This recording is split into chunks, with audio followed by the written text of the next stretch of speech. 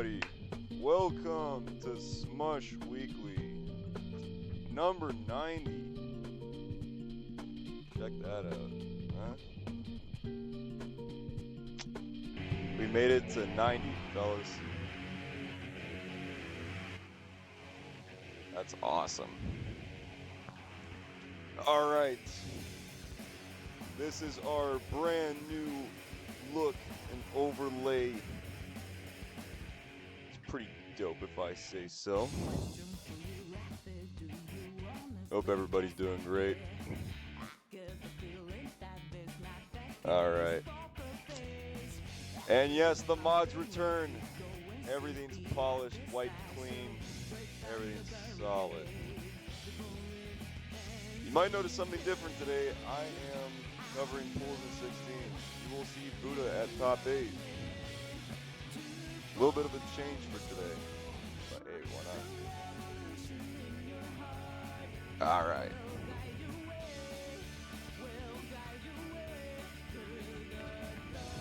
I want to put the gameplay on the bottom layer. Yeah, that happened. Don't worry, enough. I got that covered. I got it. Alright. So, we did post on Twitter, hey, we got a little something to show you guys. So here we go. Y'all ready?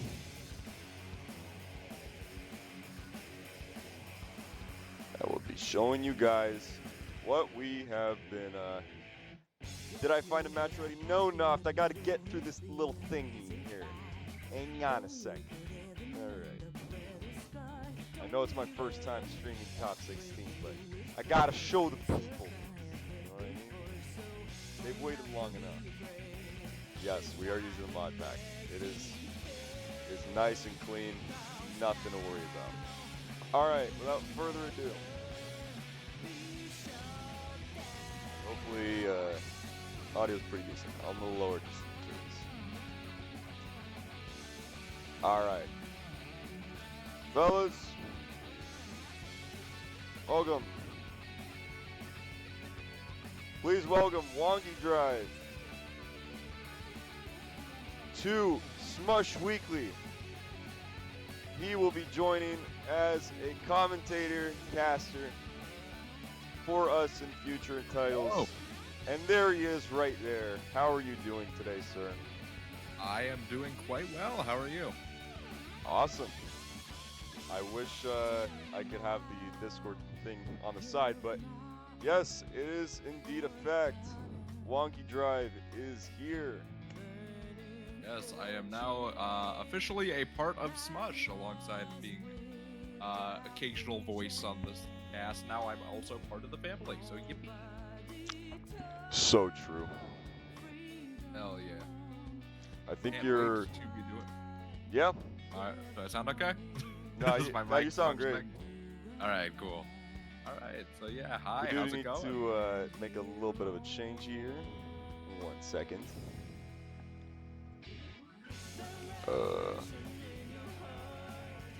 Actually, I'll just do that later. Alright, so that is it. We're going to be posting that in a bit. But yeah, Wonky Drive is here, we're ready to start this top 16. I mean, not top 16 pools, top 16 is later. God. Starting immediately with top 16. Right. Wow, we're really putting the Why not? rush on this bracket. You know what? It's fine. We're having fun. We're having fun. All that jazz. And we don't need pools anyway. So true.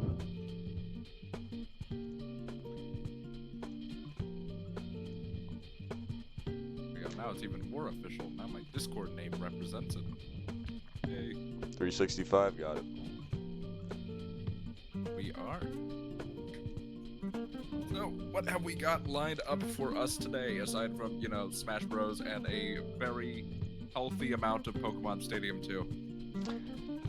First up is going to be looking at pool 2. I know Ling is supposed. I know Ling has a bye, so we're gonna be waiting on him.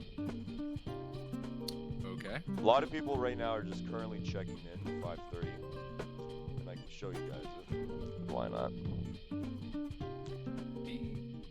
Yeah. Window capture. There we go. Currently just browsing. Did these guys start yet? This Del Bell is here. Though we're still waiting on the Ace Dark Boy. Never mind. You're there already. we're gonna catch Lil J first. Works for me.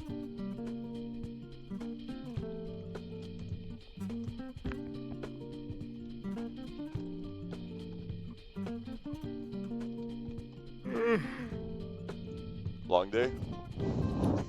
Yeah. No, I got up a little bit on the early side, which, you know, isn't exactly early for me, but you know how it be. Yeah. So, did that, went over to my sister's house, she just moved, so a little bit of traveling, and now we are back here, got a little bit of food finally, because I was running on like one fiber bar, and that was about it. Yeah. So, we are set to go. After that, I think I'll reserve either Yose or one of the Smush guys. Sounds good. Yeah, you know, it's been a while. Let's catch Spair. Sounds good. This is his also first time catches- in a long time entering a Smush. So, got that. It's been a hot minute since I've seen Spair play, so that should be fun. Yeah. And I'll reserve this one too. I'll just set and prep. Alright. Yes. Speak of the devil, and he shall arrive.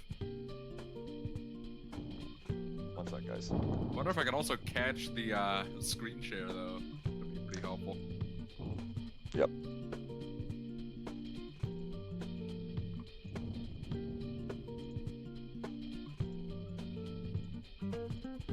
Alright. I know I was testing some things, so... Hey, no worries. Testing is always important. We are working with a scoreboard bot that Noft himself designed. So we got that as our Fancy. little treat. Taking a step away from tournament stream helper. Yeah, That just house a stuff, yeah. little bit, you know. It's fine. Tournament stream helper is really cool, but it's inconsistent at times. Yeah. It has its moments. Which, I mean, you know what? That's natural. It's still a really cool tool, especially when it is functional. And Always there's no such thing as having too many tools. oh, wait, why did they leave? Wait, what? Good question. Why did they leave, brother? I was just. Why are they get? Why?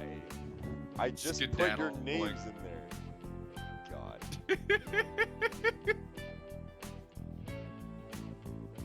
My bad. I got a Sorry. DQ. Oh. Ah. Yep. All right. Ling's set is ready. The buy Okay. there. I Ling don't it know if they is. started though.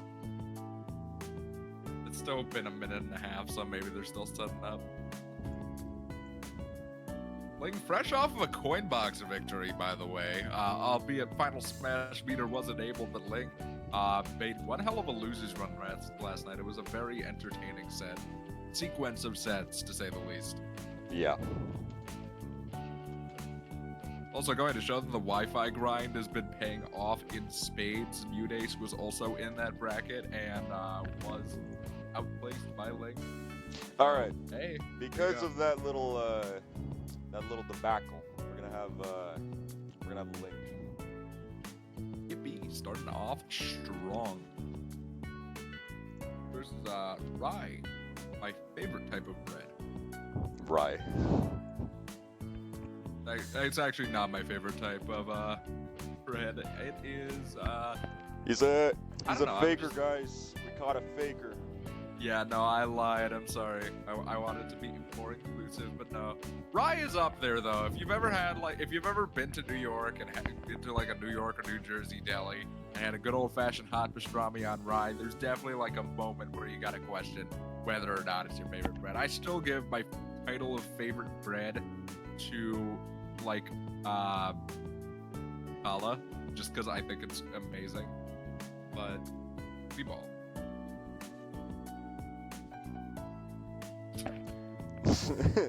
All right.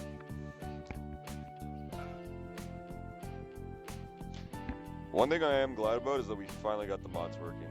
No, you're not gonna see Greninja fight with his bare hands. Not gonna see that again. Yeah, Greninja the Airbender. I don't remember that season of Avatar. But it's so hey, that's good. Glad that the mods are working, looking fabulous as ever as well, which is incredible. Yep, because that was the one thing we lacking, and unfortunately. Oh yeah. This should be fun. They We should got be right about to ban. Oh wow, they are on the last ban. Yo, hey guys, banning. I know it's a long way, but banning is a process, guys. You gotta make sure that you don't get juked round one. You know what I mean? You gotta make sure. You gotta make extra careful precision. You don't get juked round one. But here we go. The only time I ever take banning seriously is on Wi-Fi, There we just go. because it's like kind of band-aided of you with the Start GG overlay. Offline, I just use 90% of the time I just gentlemen's to start things off. Yeah, makes sense. I just don't care. There's very few matchups where I am very adamantly against the stage.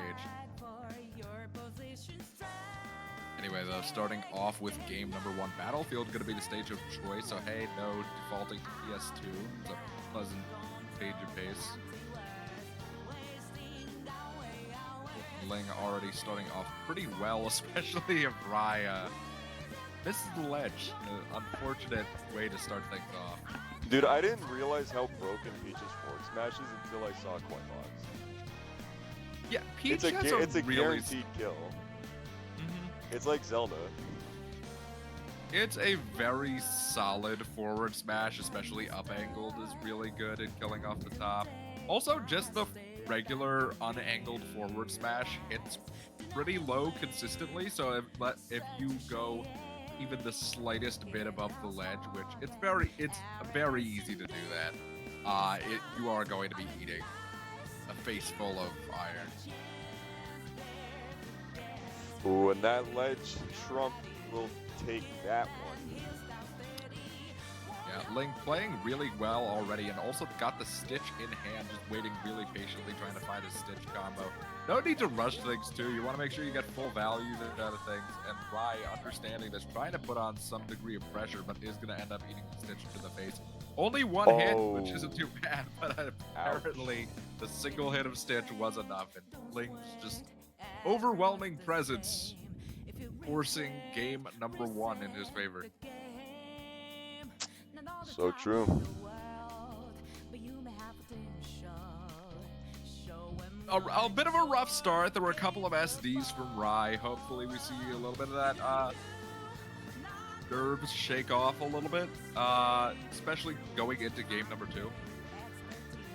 No matter which way you slice it, there has been times where I have gotten like juked in round 1. Like, it is painful, you know? Like, that is probably like one of the worst feelings when you're in bracket. You just get gutted round 1. If you're seated lower, even if you're seated lower, it's just like, ugh, come on, man. And then I gotta make this losers run. So, and you know what? Some top players actually started taking round 1 more seriously, because that's probably the time where you could actually get out the most. You could run into some crazy dude who plays like Mii Brawler or something. You don't know. Yeah, absolutely. Round 1s of Wi-Fi brackets are very unpredictable, to say the least. It's sort of anything goes area. Wi-Fi brackets are great because they are really accessible, but this means that a lot of like really threatening players that just aren't super frequent competitors get the opportunity to play. So taking your round 1 seriously and being wary of these people who may very well be criminally underseeded is always a good mentality to go in with. Yeah.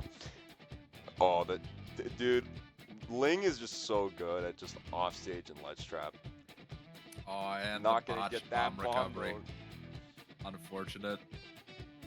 It's really unfortunate. I feel like Rai is dying more to himself than he is to Ling in some of these interactions. Ling's definitely putting it. Like, see, this is what I'm talking about. It's just like these goofy mistakes. When he's actually like in the zone, he's putting up a decent amount of pressure. But there you go, chat. You know, it's been half of the stocks that have been taken. All right, GG's. In this set are just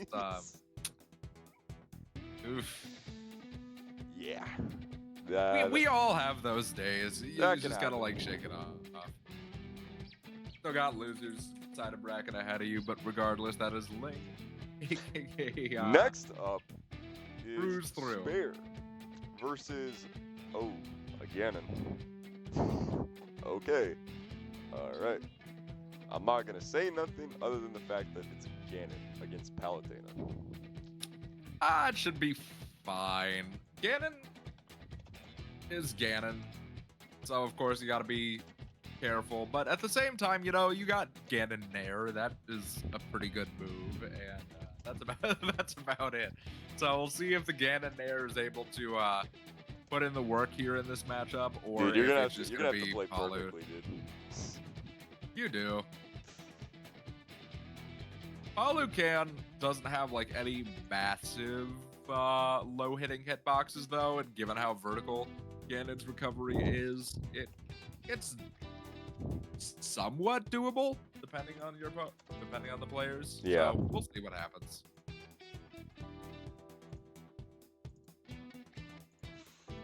Dude, that's already like a +1 for Bowser. Like, I can't even imagine how bad that is for Ganon.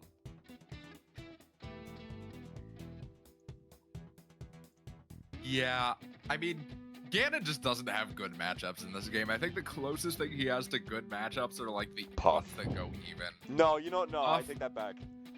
No, Puff edge guards the hell out of him. No, you know what? That's probably an even matchup though. Not gonna lie. It is probably even. Ganon Terry?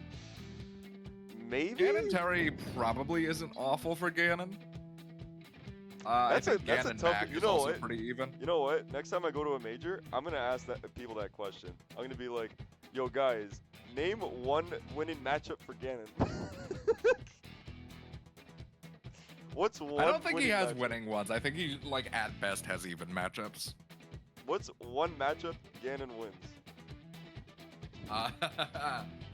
Here, hold on. I'll be 1 second. I gotta go check something real quick. You got it. Dude, that is a tough question. Dog? Nah, because Dog got a projectile. You can camp him. His recovery seems bad on paper, but, like, you know. That's a tough question now that I think about it. There's definitely wrong answers, but there's so many questionable right answers. Yeah, I can't even. I can't.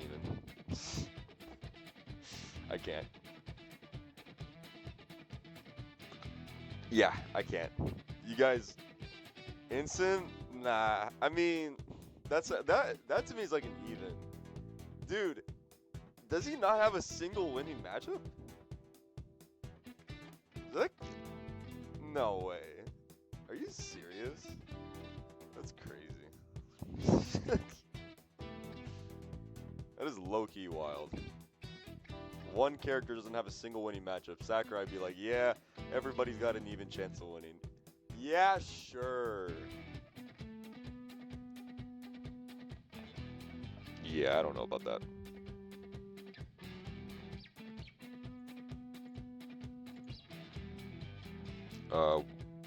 Barbadoos in chat's like, wait, what? Uh-oh.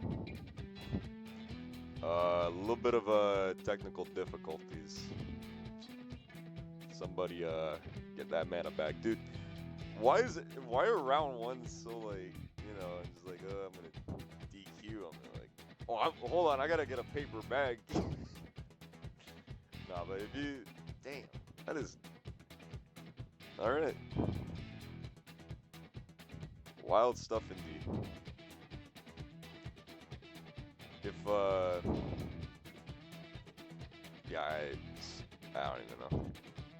Okay, hi. Sorry, I'm back. Dude, what do I even say to this? What do you say to this? Like, I'm just trying to get a freaking match, bro. Man. They not want to play on stream? Yeah, probably. Yeah. Alright.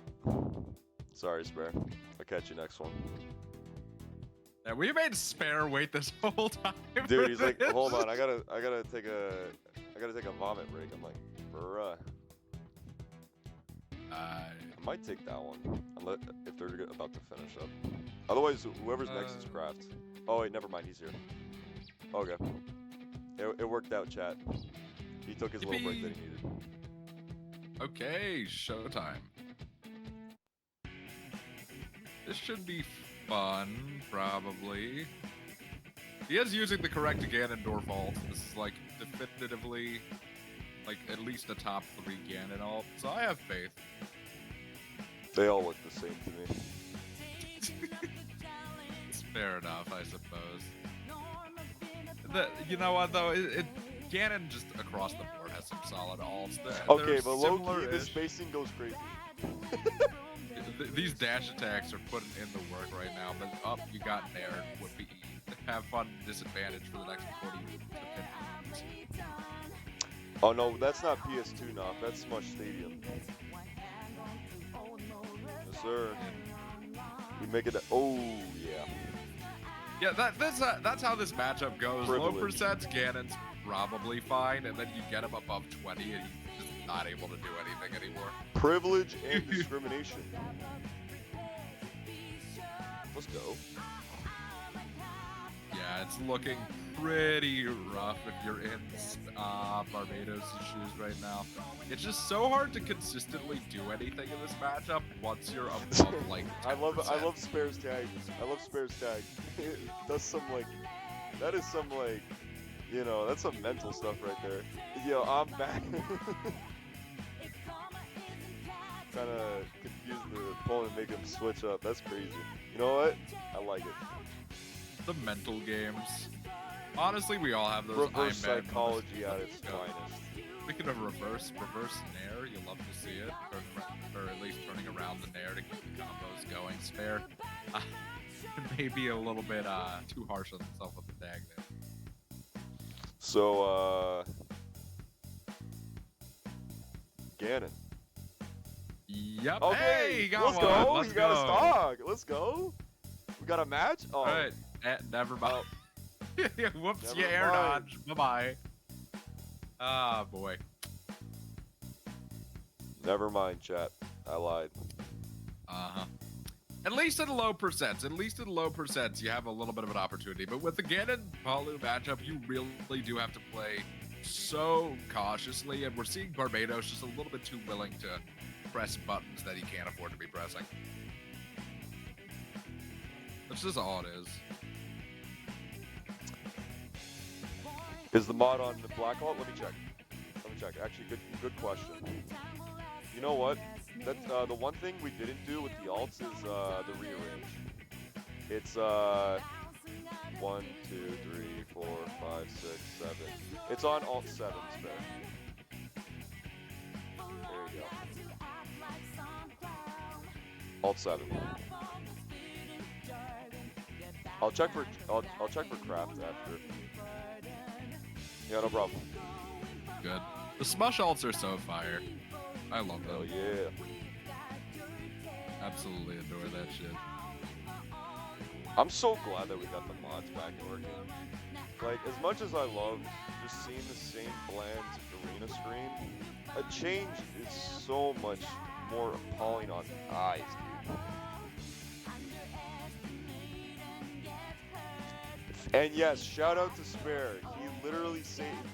If not Spair, we would not have mods tonight. He literally helped me fix the issue of Greninja fighting with his bare hands.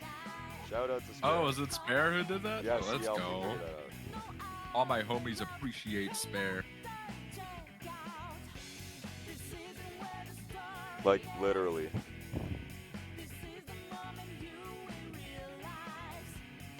No, I tested it. Don't worry, it works. It 100% works.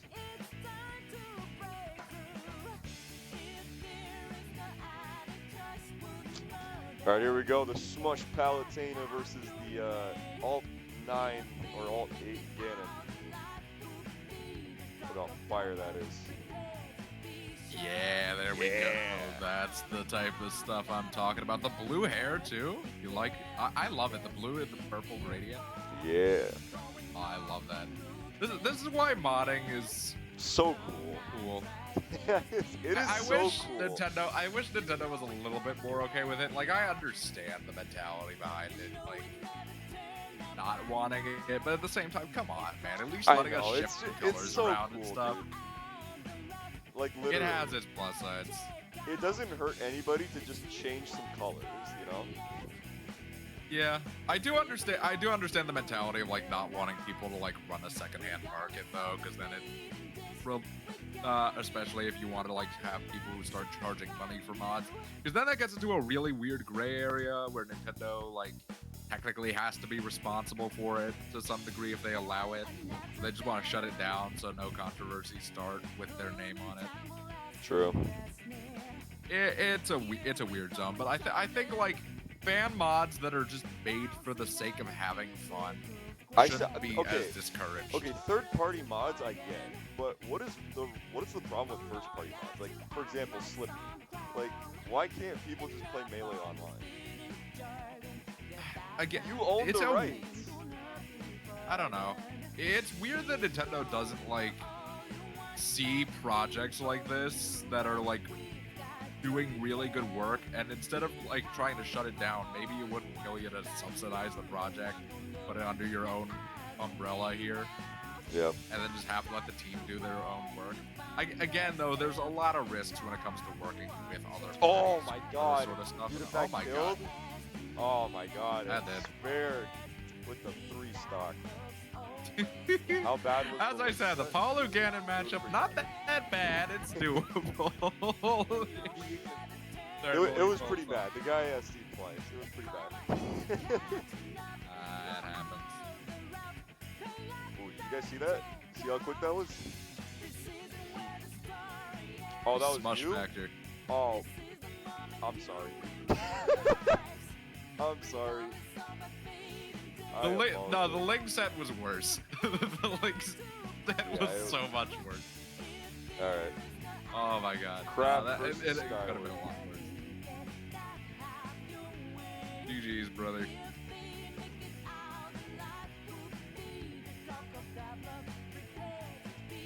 So there should be a fun one, Craft Block. You know what, Pac-Man players in general are always fun to watch. Not so fun to play against. I would not wish Pac-Man upon my worst enemies. When I'm playing Pac-Man as Bowser, it's not even that bad.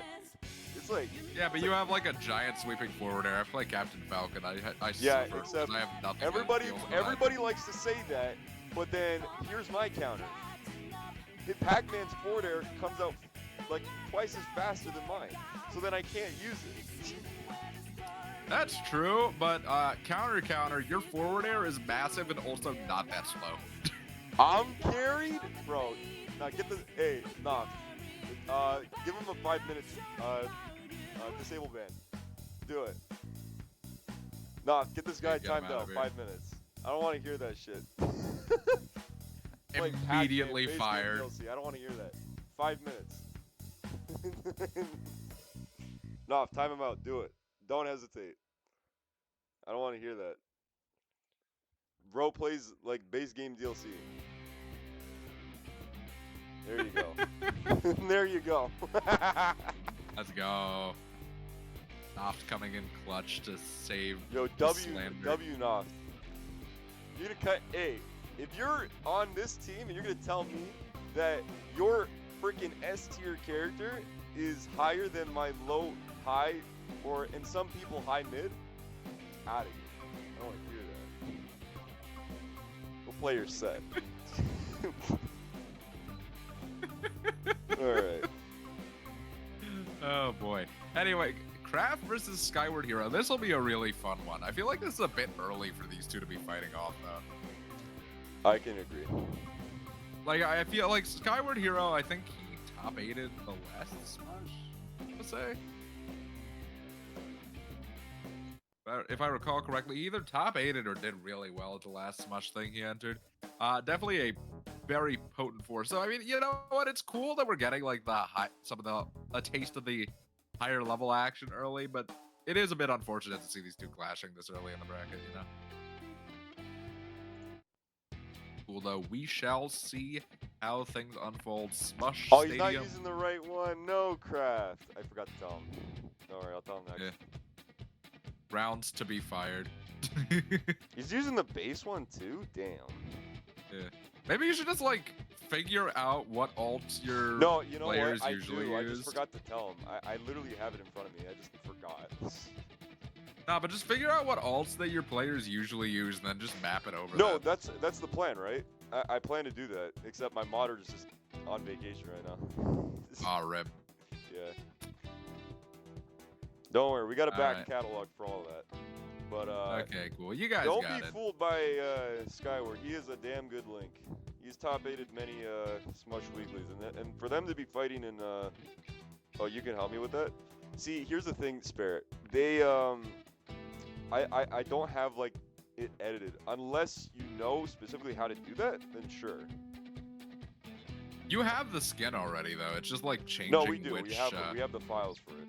It's just changing which alt it's over. Yeah, I'd have to do that for all of them. So the inspiration behind that was like, you know what? I'm gonna set it to the one alt they never use. Like each character's most unpopular alt, just in case if like they already have mods or if they really want to use theirs. Like, boom, done. And now I really regret that because most of the time they just forget, or if you know, if I say, hey, you want to use it, then cases like what's a good example? Yellow Yoshi for Send. I don't know if anybody remembers Smush Weekly 86, but basically, apparently he's like, oh, this yellow Yoshi is making me play bad. Which, to be honest, I'm like, really? It's just a color, man. But for some, I get it. You know, you're comfortable with a certain skin. So yeah. I respect it. I don't think it's that bad. Like it's gonna detriment your entire gameplay. Like I fought literally with pink-haired Bowser, green Bowser. It makes no damn difference, except a slight power up. No, I kind of get it. Playing on a different skin, like, But it's not it'd that be a bad. little disorienting. It's not that for bad. like all of 5 seconds. Speaking from experience, right? Because I play Captain Falcon, and I'm like Blood Falcon player number 8,742. So whenever I do a Falcon Ditto, like there's a decent chance that I'm gonna have to swap to a different alt. So it's just something that I've come to accept at this point. It's just like, yeah, I know I play the funny popular alt, and I'm gonna have to deal with it a lot. I usually just 99% of the time don't care. Like it throws me off for like 3 seconds, and then that's it. Yeah. That almost killed You at just- 90 center stage. That did. is crazy. Yeah, no, regular Link forward smash is a very good move. It is, well, it is. I wouldn't necessarily call it a very good move. It's a very strong move. Is what it is. Yeah. Dude. Okay. I am curious how this ended up playing out. Though. Like, how did these two end up fighting against? Like, I don't know. It is way too early. I will say that. Maybe okay. You know what? We do. I checked the seeding. We do I checked seed the seeding. everything It's properly. 21-12. I want to make No, that. I'm sure you guys did. I'm sure you guys did. I think it. I don't know. Maybe you should have like moved. I think you should have moved Craft down 1 or Skyward down or up 1. Oh no way! You're gonna hit that Twitter clip, bro. If anyone would, it's Skyward. I mean, Skyward definitely a very talented Link player. No, not a player to be trifled with. Honestly, both these players really are extremely good with their setups. They have to be. I mean, that's what it's a fundamental part of playing their characters at a high level. But Skyward has shown time and time again very capable of pulling together some pretty nasty stuff. Last stock though. Last stock, both of these Oh players my honestly God. at kill percent. Dude, Up smash oh gonna no win. way he That caught the one's gonna- jump. Oh Good call man, out. what a play. Dude, I don't know what he was going for. Maybe an up air? He was going for something. Hang on, let me tell Kraft. And actually, okay. I'm just gonna double check. Dude, what was it? What was he going for? Was he going for nair or up air? B reverse rang? Okay, I can see that. But I don't know how that's gonna help you. You're one. He just needs one hit. You know? It's all three. 1, 2, 3. Yeah, it's all three. Yo, Kraft, if you're still watching, switch to alt 3. If not, I'll just tell you.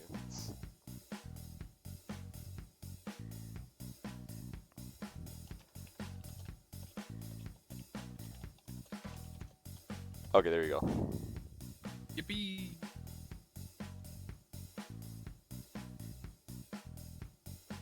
Oh, yeah, no, but from the looks of things though, this actually genuinely might be correct seating. There's 135 people this week, so it's kind of stacked. Yeah.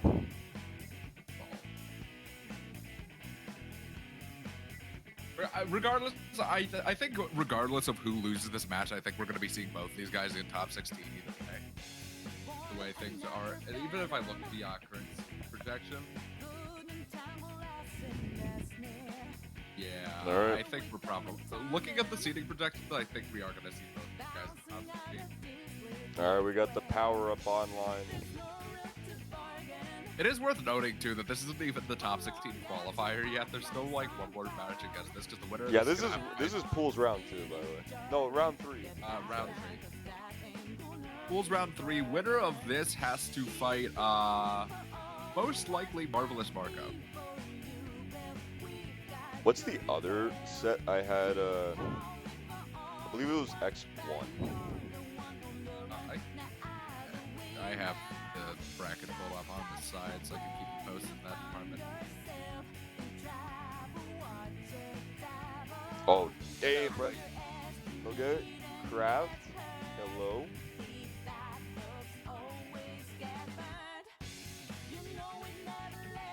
Alright, we're cooking. Alright. We're crafting. We are blocking. Everything appears. Oh no. Oh, oh, he pulled the trigger too soon. Or, too early? Nah, too soon. Eddie stayed there? Yeah. Alright, sorry, I'm being a little bit quiet. I'm fighting against the machine, aka Start GG. Figure stuff out.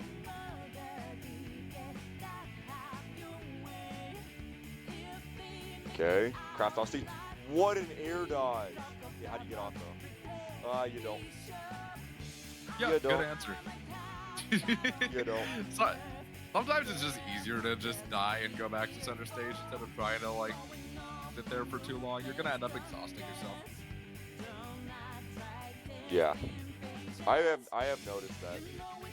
We're gonna be fighting Mo. Dude. Respects. Fuck. He fought Mo so that one other person can. Let's go.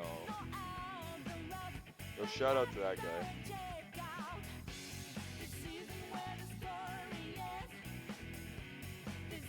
I love it when Start GG just decides it doesn't want to. Dude, I know. I'm like trying to get through it. It's so laggy right now. I don't have no idea. I don't know what the problems are recently with it, but it's been having a lot of lag-related issues. I assume, if I had to guess though, I mean, this isn't like a new issue. It's been pretty known about, so I would assume the developers are on it. I love how it still has the banner on it saying that they've rebranded to Start GG from Smash GG, which is hilarious to me. Does it actually? Yeah, this banner still pops up saying, we've rebranded to Start GG, as if they didn't do this already like over a year ago, like a year or two ago. It's only been a year? Damn. It's been more. When did Start? No, I know it's been a hot minute, you know. It was 2022. Yeah. Okay, that makes more sense. There's no way it was last year. No, it wasn't. It was 2 years now. Yeah. Okay. Still living that surprisingly. Yeah, God, this is an extremely evenly matched set. Both these players not wanting to be the first one to give up the stock here. Pac-Man back throw is Oh, I know so that bad. setup. I've been hit with that setup so many times Oh, by my lord. freaking craft. I know that setup. I hate it. That is gross. But there's the up smash. I hate that setup this more than you can imagine. insanely even. Pac-Man is such a difficult character to fight against. I'm just perpetually under the assumption that I'm in a position where I can beat it. That's how I play that matchup. I'm just like assuming wherever I am and wherever Pac-Man is, he can hit me and kill me off. Pretty much. Which is kind of how you have to play the matchup. I feel like Pac-Man players are the most dedicated labbers, aside from maybe like the Peach Maidens are up there too, honestly. Peach Maidens, some of the Steve Maids, I feel like it's fallen off a little bit to be a super hardcore Steve labber. Just one, Yose. You're next after this. So is it Yose after this? Oh my god. Almost catching him with that straight. Not opting to do up tilt or up smash. Wait. Yeah, just playing it really cautious right now. There's the up smash. Hit. No way. Yeah, last hit on its own ain't gonna be enough. Hold on, you gotta be really careful here. Skyward going deep. Gonna be able to make it back to ledge. Do you make this to the back? reverse up B. Wow. Yeah. What? How? Oof, this is tense. How? Both these players Oh looking my for this god, nail, the and the hitbox hitbox extension. extension off of the back here. That's gonna be a 2-0, a nail biter of a 2-0 from Craft Damn. Block. Gonna be That's tough for Skyward too though. Round 3? Yeah. It's not too bad. I think Skyward goes to losers now and is going to be fighting whoever. He's got a little bit of time to chill, actually. The winner's side is very far ahead. All right, next up we got YoseFu versus Chizo. This should be fun. YoseFu, very enjoyable Simon Belmont player to watch. One of the finest in the business. Again, I am a sociopath that does not mind fighting against characters, watching characters like the Belmonts. Right. Fighting them on the other hand, again, very different story. Like, I would rather do a lot of very unpleasant things than have to fight a Belmont player, and YoseFu certainly terrifies me. Oh, we're jumping straight into it. All right. Not even wasting a second. Been ready. I don't like that. Because what if I wasn't prepared? Come on, guys. Come on. That's on you, dog. Anyway, Smush Stadium to start things off. Really big surprise. It's just such a good stage, man. So good. Everybody wants to see it.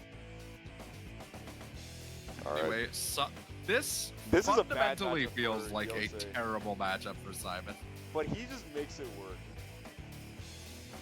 Yeah, sometimes you just gotta raw skill your way through some of these terrible matchups. I think you're fighting literally the fastest character on the ground in the game versus one of the slowest, not quite the slowest, that is Insin. And I feel like even Insin does better.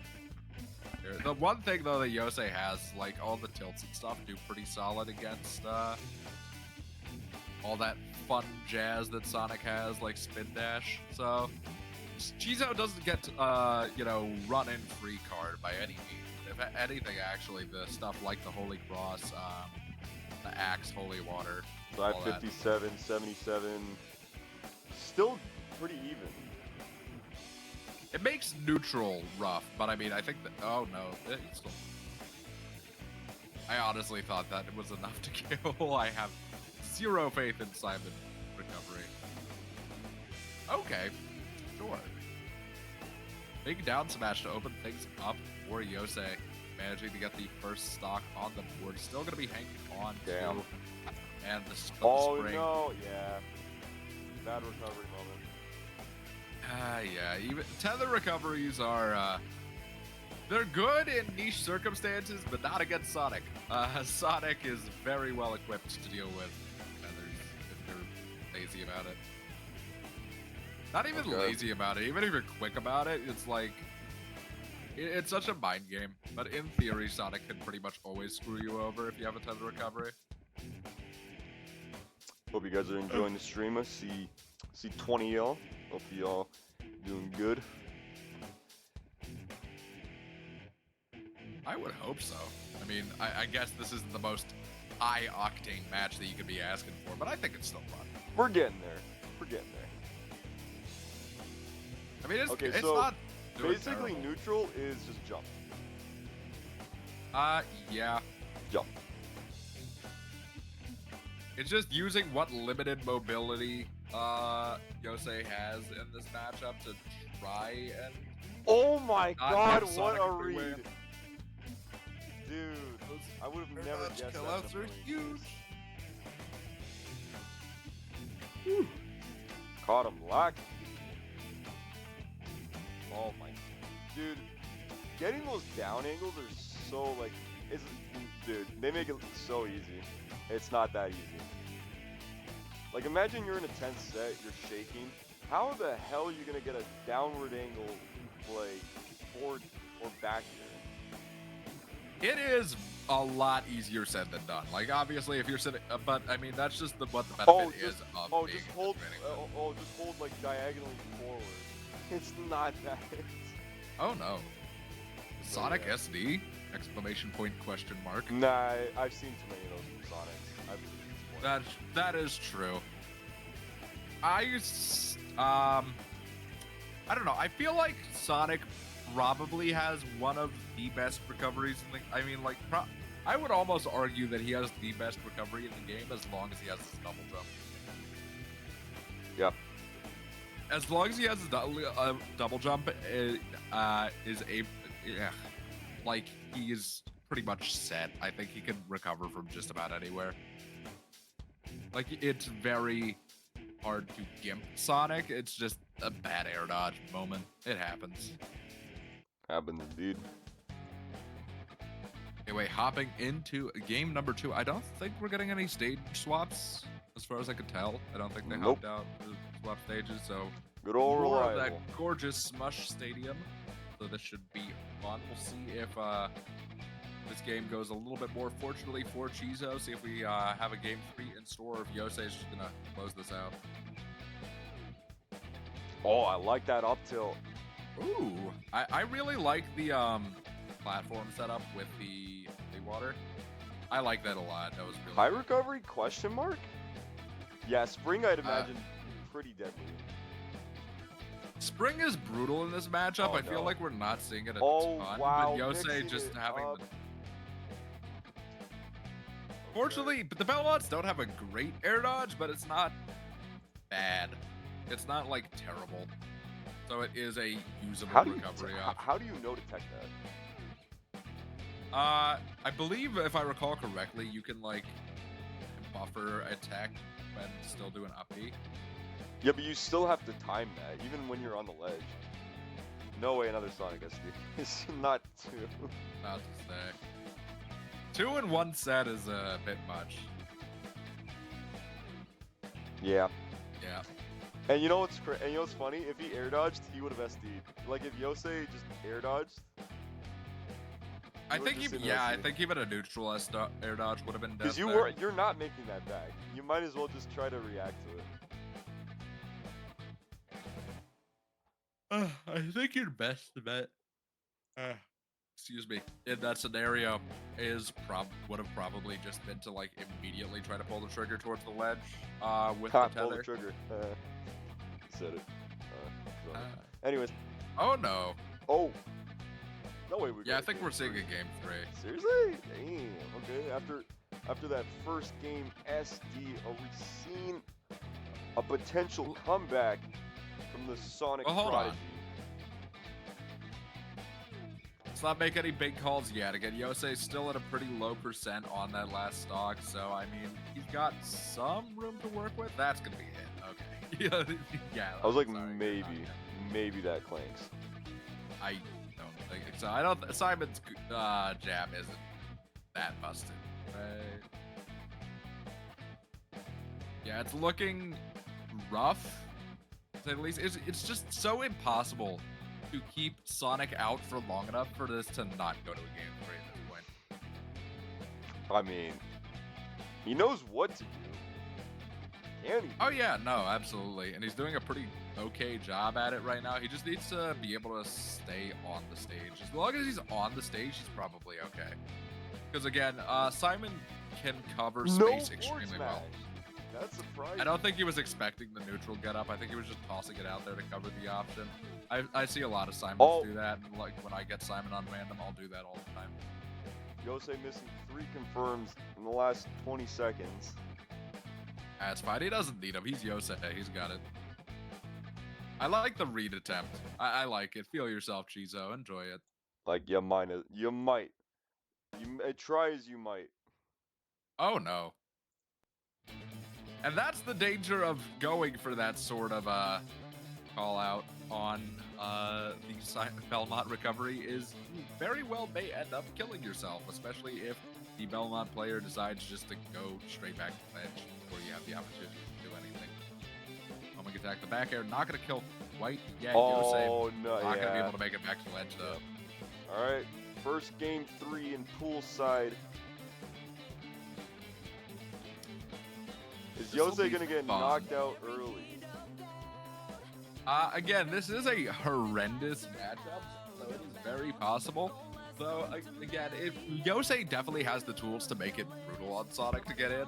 Just so many long-lasting projectiles that occupy a lot of space make it really hard to just kind of blindly zip and zoom through.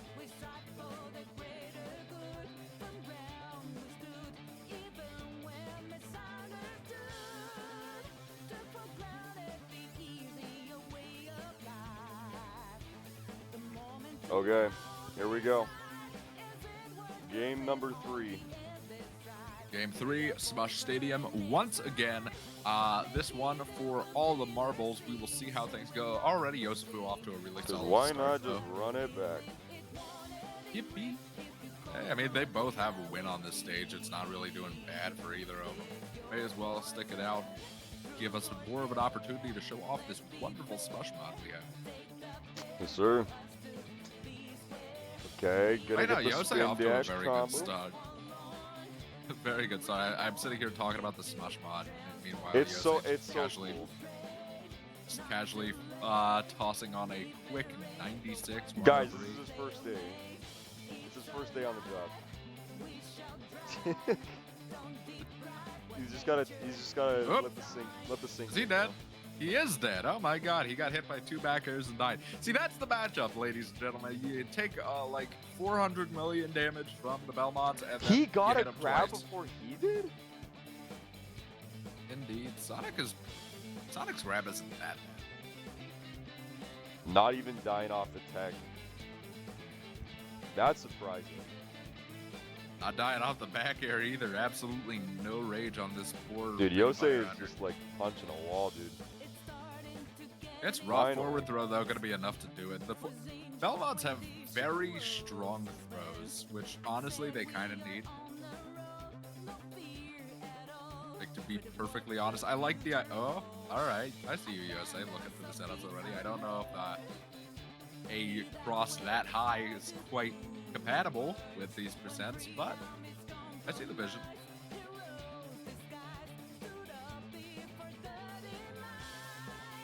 Again, I am I am liking how much Yose is utilizing the mills in this matchup. Any fragment of movement tech that you can add to make your movement that much more ambiguous or quick against Sonic is so huge. And Yose integrating it pretty much flawlessly. I don't think I've seen him miss any of the mills, which is impressive given that A, this is online. This is a Wi-Fi tournament, so you have to deal with the input delay. And B, I'm pretty sure it's billing as the Belmonts is great perfect. Okay, hold on. Another SD. That puts Yose in advantage. Currently. Yep. It can be very hard to find that last hit too as Sonic, though no, the spring not going to be enough to do it just yet. Big damage coming on from YoseFu as well, just keeping the pressure mounted, not giving up his stock anytime soon. Down Definitely cannot afford that. I'm surprised he lived. I would have just pulled the trigger on the up B there. Not do it. Dude, Yose missing a lot of confirms. I don't know if it's Sonic or if it's just like, oh my god. I like that. That was good. The walk up that down air. confirms. I like it. Yose managing to do it despite the matchup, showing off that Belmont prowess as he takes it 2-1 over Shizo. Move on to the top 16 qualifier against either Fuke or Nob and Mob. Hot diggity dog. Hot diggity dog. Okay, so next we have this set is next. I know I'm catching a lot of like I don't know how pool like 1 and 2 are doing because I think they're a little bit behind. I have all the pools pulled up right now. Pool 1 is just starting the Isabel Sora. Okay. 2 Mo Arrow. Yeah, Plummet. Yeah, pretty much everybody's just kind of wrapping up. I know I've been getting like this much, guys. I promise. It's just because they've been the most ready. Yeah. You know what? It works out fine. And there's no reason to apologize for having players on this much stream. I will. I'll probably get Lil J. I tried to get him. I'll get his. He's got like 1 match before his. Next up, we're gonna have Craft. Then we're gonna have Lil J then Spair. I think that's how we'll do it. Hey, I'm gonna get some water. You got it. For those guys to hop in.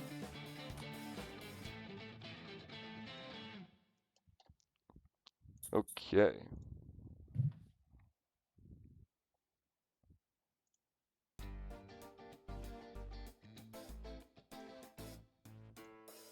Let's do this, shall we?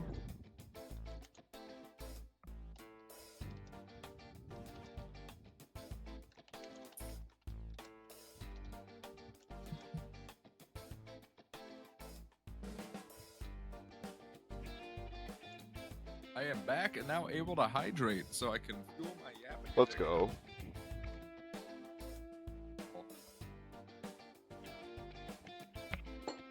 Alright, so who do we have coming up next? I have a very base take right now. Water tastes amazing. Oh, absolutely. Water is among my favorite beverages. I would probably say, though, it's my go-to for most things. Like, I'm a soda drinker. I'm one of those guys who likes to rot his teeth out with Coca-Cola or cream soda or whatever. But, I mean, there's really nothing that I can have more consistently with everything than water. Real. Shoutouts, though, to cream soda.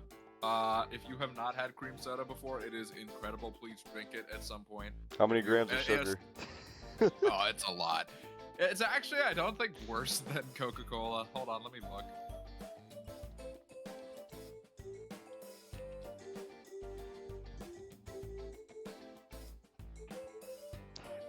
Disclaimer, it's worse.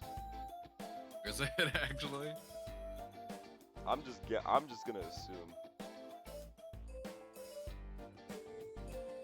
I'm gonna look at it. Here we are.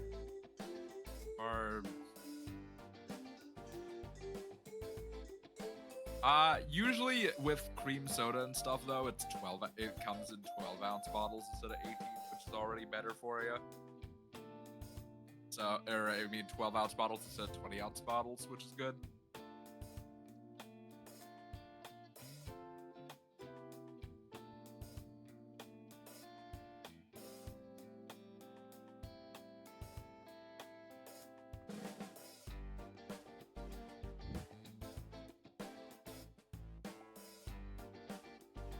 All right.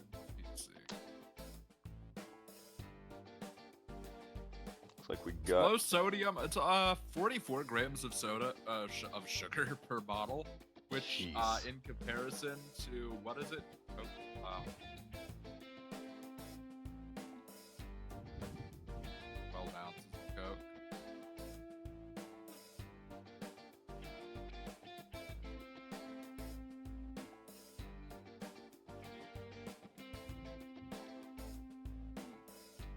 In case anybody needs Honestly, live it's not updates. one. Oh, go ahead. It's just the, there you go. In case anybody needs that. We're almost done with pools. It actually went by a lot quicker than I thought. Yeah, I checked. Ounce for ounce, cream soda is a little bit worse than you by like 6 grams. But, you could only really get cream soda in 12-ounce increments as opposed to Coke, which is more commonly marketed to you at like 20-ounce bottles, which is worse for you. So it depends. It's like it's better for portioning yourself, in my opinion, because it feels a lot more fulfilling drinking out of a bottle than a can. For that. At least that's my take on the matter. All good. Enough yapping about soda. Okay. This is winner qualifies to top 16. This is a pools qualifier. Both these players have been playing pretty well so far to the bracket. Now, Craftblock did just come off of the victory with Skyward Hero, so he has a little bit attuned to at least some linking, but Marvelous Marco, a bit of a different story. Marco, one of the best Toon Link players in the business, very prominent player in the scene. And again, Toon Link is just sort of a different force of nature in comparison to Breath of the Wild. We will see how this goes. That right tether's now, definitely going to be a big thing in the matchup. Craft loves to just set up Hydra, especially in ways you can't even imagine. So if you got an option that lets you dangle and just wait it out, all power to you. Tether's definitely going to be helpful, especially given the linearity of Link's recovery otherwise. Just having a good recovery option. Using the hydrant to get the tech. See, like right here. Oh my God! If he didn't have a bomb there, he would have been dead. Because he would have upbeat and you'd just been trapped. And man, is he going to beat it. I'd like to see it though. Having full confidence in your recovery. Finally going to be dropping the stock there. Craftblock is able to find Mel into the forward smash. He's starting to get some damage up on the second stock here. We'll see if he's able to pull himself back. So Marco definitely not going to make it easy. Okay.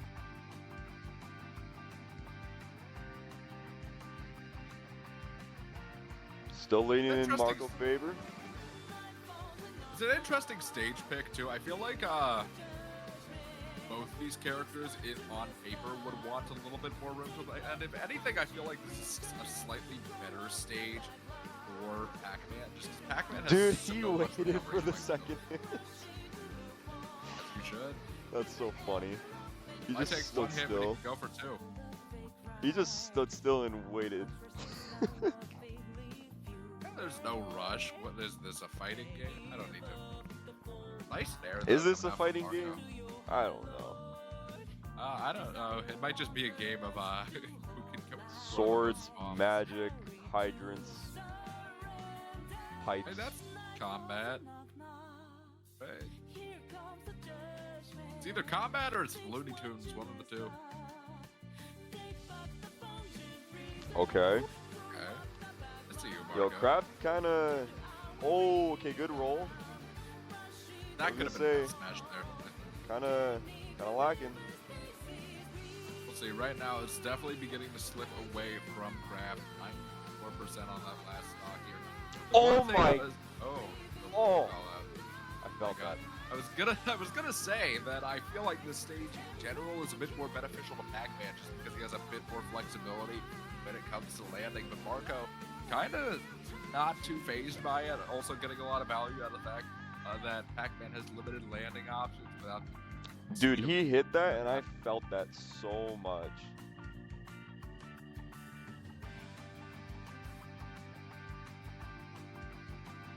Only so many directions you can go, and unfortunately, you picked the one that's gonna send you straight to the plaza. All right, Kraft. What's the play? Next up, it'll be Spair. Okay, town and city.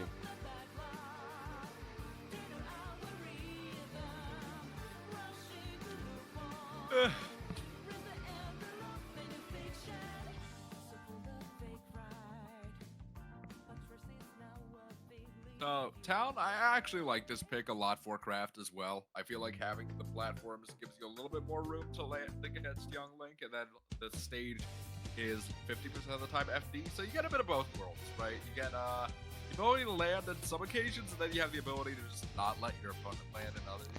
Have a lot of room as well to run around, get your setups, pretty generous amount of space. We'll see who's able to make more use of it, though, because again... It definitely does make killing easier if you have, like, good horizontal killing moves. 100%. Which is going to be really big for Pac, because Pac can struggle to get those final killing blows at times. Unless, you know, you got a hydrant setup of some sort. Right now, they're off to a very even start. Oh, missing the Galaga.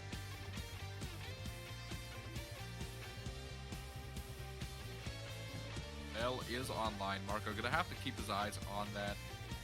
Definitely don't want to. I don't think that's what he wanted. I think you just had to make a quick decision right there. Going high. Tink is so fast. Yeah, it's very deceptive. Again, it's weird how people just kind of didn't consider this character's kit until recently. But I mean, the two Link players have been present, but I feel like again they're another character that is just now. Oh yeah, the get up. Ooh my, you're barely living that. Sheesh. Marco going way up to the heavens too, trying to find this kill. Very oh no way. Very ballsy. Oh my, yeah, I wouldn't challenge that, Kraft. He is on a Champi block. I don't think this is a best of 5 still. We don't see that. No, this should still be best of 3. So Kraft gonna have to make it count. A little bit behind. We're gonna see a potential upset from Marco. I think Marco is seeded to win this. Never mind.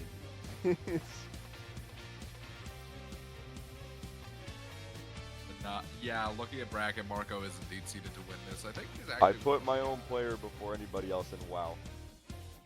You know what? It's fine. You gotta have a little bit of team bias. No way. Oh, that town pick is not looking that good, especially when you get grabbed like that. Can you even get the? No, you can't get the punish in time. Oh, that's so painful. And the big up air come out from Marco. It is looking brutal if you are a Pac-Man fan. No, yeah. Come on, Kraft. No, come on. Damn. Marco taking it with a 2-0. Moving on to top 16 winner side Kraft block. Gonna be. Yeah, I hate to see it.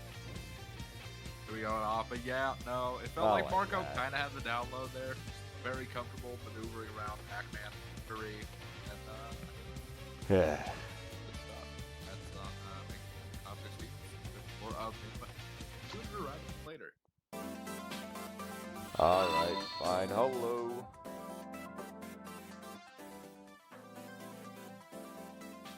Who's that? Oh, hello, BB Sonic. Welcome. Thanks for the follow, brother. BB Sonic, my favorite Pikachu player. I've been clickbaited. Okay, next up is Spair. I'll keep them waiting. We already had him waiting for 7 minutes, poor soul.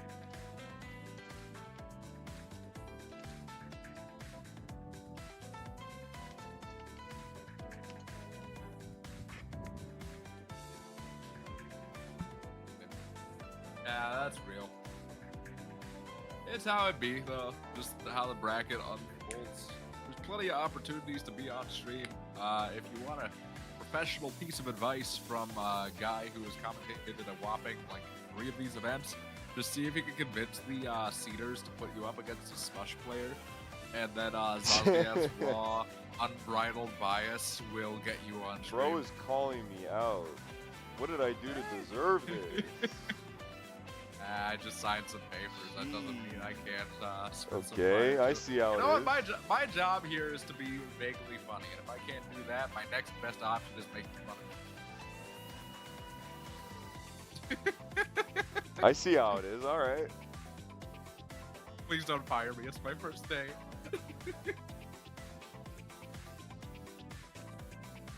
Anyway, so Spair and Turtle. Okay, this should be fun. I want to say Turtle played. Lucas. Okay. Fun. Lucas players are. You know, it's interesting. I have my biases against Lucas just because, you know, I've played enough Elite Smash over the last few years where I've had to deal with just brainlets spamming PK Fire. But no, Lucas actually does have some really cool stuff in his kit. And I've learned to overcome my biases over time. So I'm happy with that. I'm definitely interested to see what Real. already. Pulling a little bit ahead of their seating. So, if anybody's curious, here is our current top 16. People who have currently qualified. We just saw Marvelous make it. I believe that's Twitchy. Elbow, yippee, Twitchy, Plummet. Still waiting on some others. Spair is, if he wins this, he fights Marco. So that'll be interesting.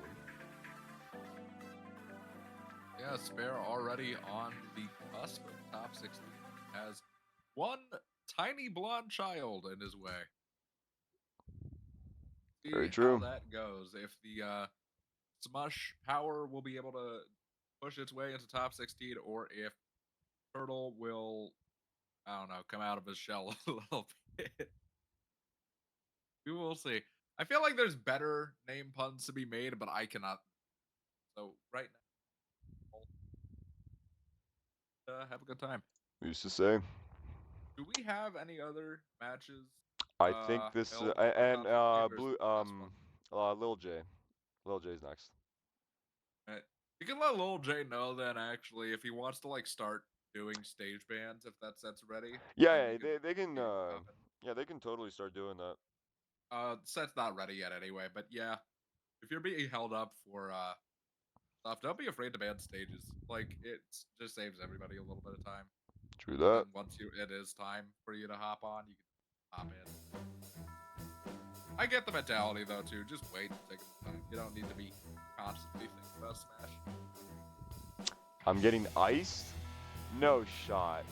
Dude, how many times is this gonna happen to Spair and Spair only? Are you serious? Spair actually I getting swear. ice. That's crazy. Are you gonna ban a stage? Did you strike it? What is happening? No, it's It might him. it might actually be Star GP. It's you. It's you. He's striking first.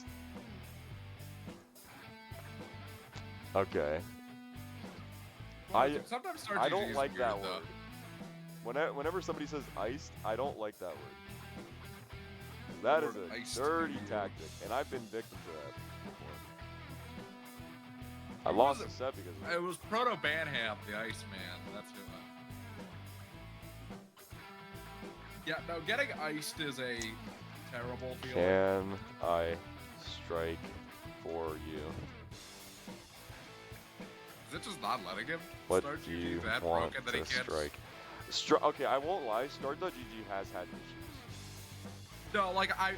I'm at a point where I'm not even holding it against players anymore. Like I genuinely, like I What? am not like a TO or Wait, anything. what? What is this? Oh, is it actually broken? It's broken. We might just have to moderate the set manually. Okay. Okay, guys. Okay, so Okay, it's Star GG's actually, broken. Just let them Yeah, do yeah. their striking in chat. we'll just report. Play game 1. I'll do it. I'll do it manually at the end. If you want, you can give me tourney perms and I can see if I can figure it out. Not if you. Oh, did it? They get it? Oh my god, it's doing, maybe? Dude, chat is so. It's not your turn to. I know, dude. It's like. It's so bad as of right now. Yeah, I don't know what it is as of lately that's been causing all these issues, but it is very saddening.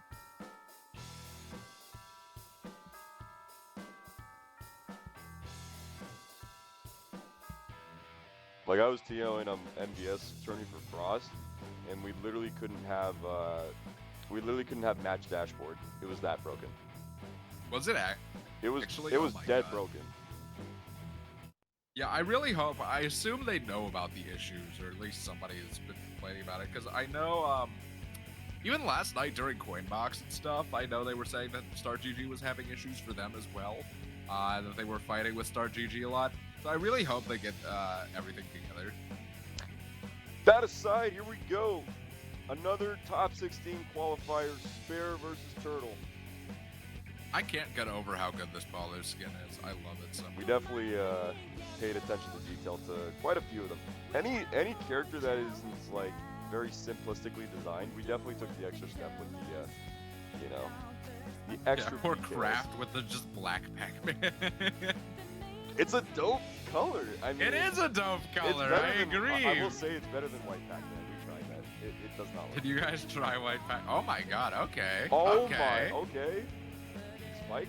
All right, Turtle. I was not familiar with your game.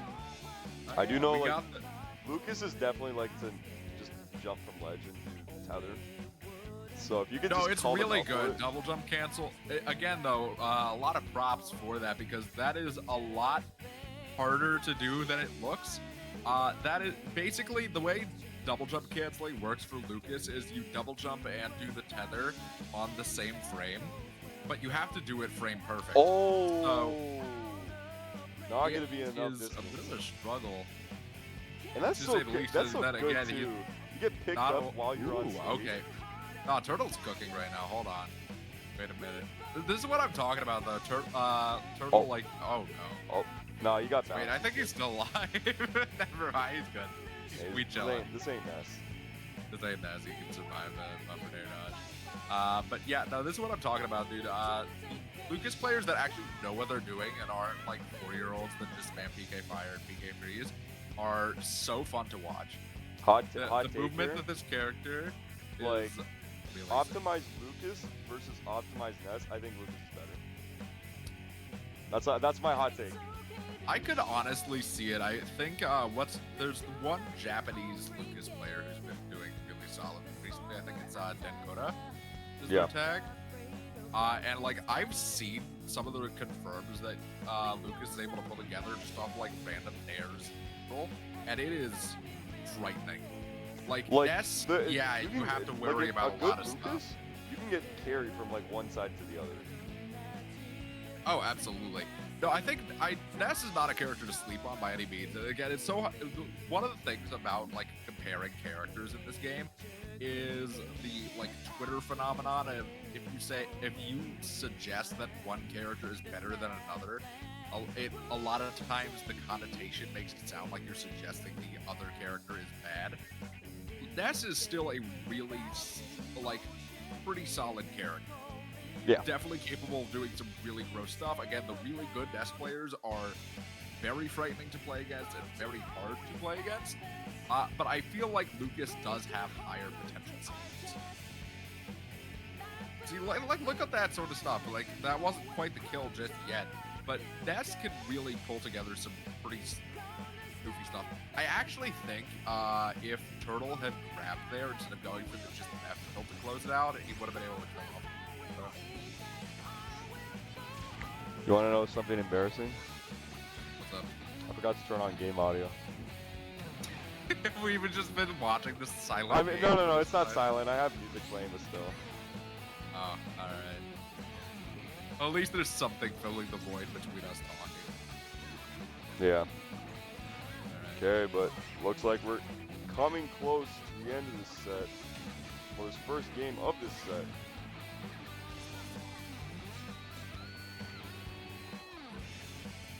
Unless Spair can make one crazy ass comeback. It's tough, but it's doable. At least for like the next 20 or 30%. Right? I mean, he was able to get the stock. I feel like if he was able to equalize the stock with 78 on the board, I think it's cool for him. Okay. Though it's not gonna be easy. It's still got a bit of work to pull together. Turtle getting a little bit greedy there with the up smash. I mean, feel yourself, I guess, but I just don't think that was an opportune time. So, look at this percentage. Oh my god! He got the forward smash out before the up. Now it's looking like a bit of a different story right now. Both these characters are at close to kill percent. Dude! Needs like another hit Oh or two. my god. Yo. Oh! I feel like Palu is like comfortably at kill percent. Now we're looking at a Lucas at kill percent though, and that's gonna be Spair. See, you know what the funny thing is? If he was Ness, he would not have died. Is Lucas lighter than Ness? No, I'm saying like the thing, it's all over him, like the PSI. Oh, that's true. Lucas has it in front of him instead. Yeah, no, I mean, I know what you Damn. Spair bringing it back to get this game one advantage. mean. Good stuff too. Again, it's best of 3 right now still because we are still in pool, so every game counts just that much more.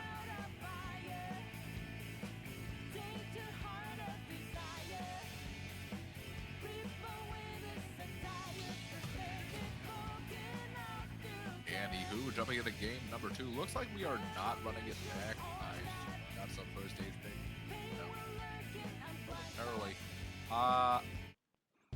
I don't even know what I would want here. Again, Battlefield? Okay. I feel like this is a better pick for Palu, actually. If anything here. I don't know. I've seen some Lucas stuff, but I'm not as familiar with his combo game. I know his up air is okay. Oh, what just flattering. happened? That was not meant to happen. Thing okay? No, I mean, I'm talking about the interaction. You see, like, Oh, Lucas just kind of bounced. He did what he did.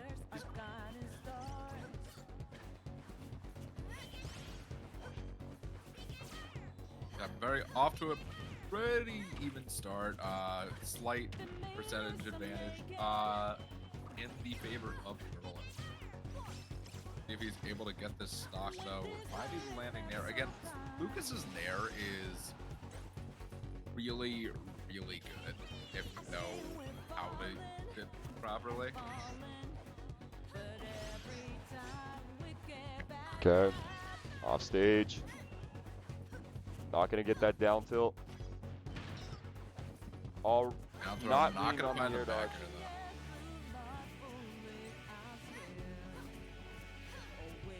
Dude, the At the moment, spacing both is these insane. players- yeah. At the moment, both these players are trying to take it slow. Neither one of them wanting to drop his first stock. Very respectable. His first stock is quite pivotal.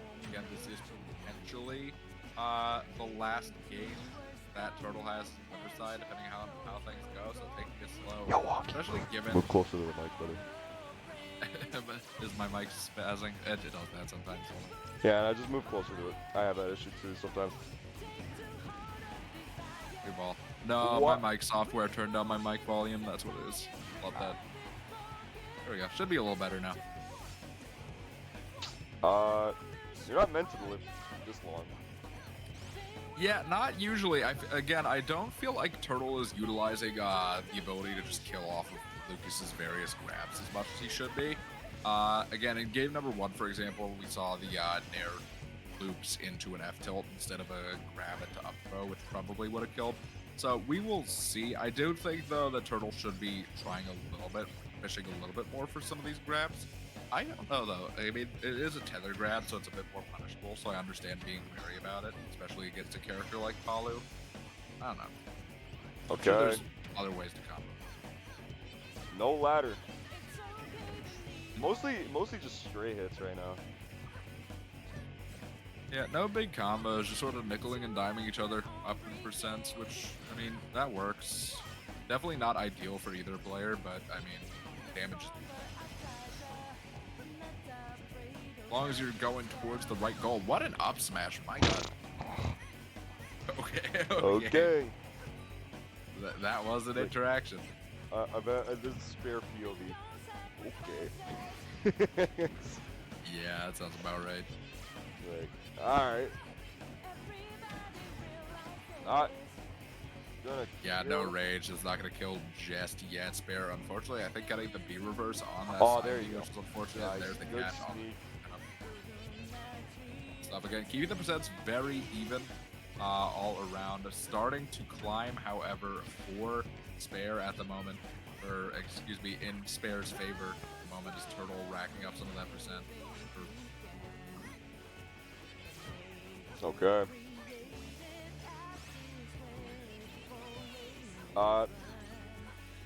Interesting time to go for a PK freeze, but you know what? It worked. Didn't get punished too bad.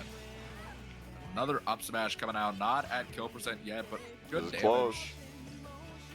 Is indeed the down tilt coming out. Not going to be able to convert it into the down air, unfortunately, for Turtle. So now, sort of eating some more hits. Who's gonna get this hit off stage? Oh! Drifts away just enough. Is that gonna do it? No. No, it shouldn't yet. Ow! The side And B is going to be Spair enough. Moving on to top 16. Two very, very close games, though it is Spair managing to close it out. Really good stuff to Spair. Very excited to see what Turtle has cooking up in the loser side, though. Still got a full, healthy bracket ahead of him. If we were waiting on Little J, right? Yeah, their set's ready. It's gonna be him versus Cassia. Perfect, and that'll be the last. Cassia, who Cool. conveniently plays Kazuya. So there you go. I believe so. Yeah, the other pools are done. So yeah, that's gonna be the last match.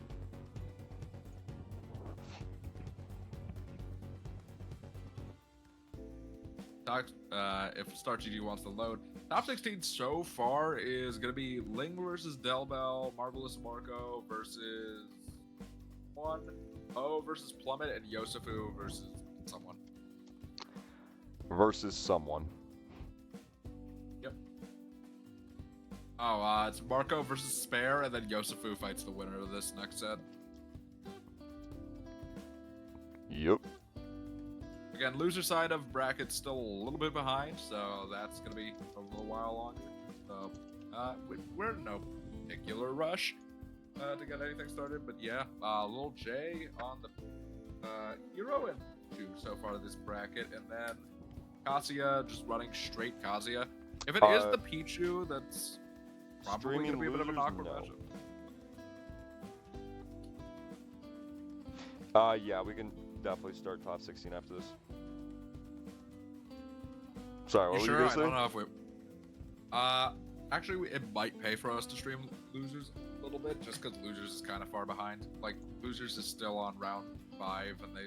I'm looking at out of pool. I'm 7. looking at pool like X3. Like they're doing pretty good. Not that far. Yeah, but I behind. mean, there's still like a full sets behind. 3 sets behind. I'll leave the where's call that? up to Naft.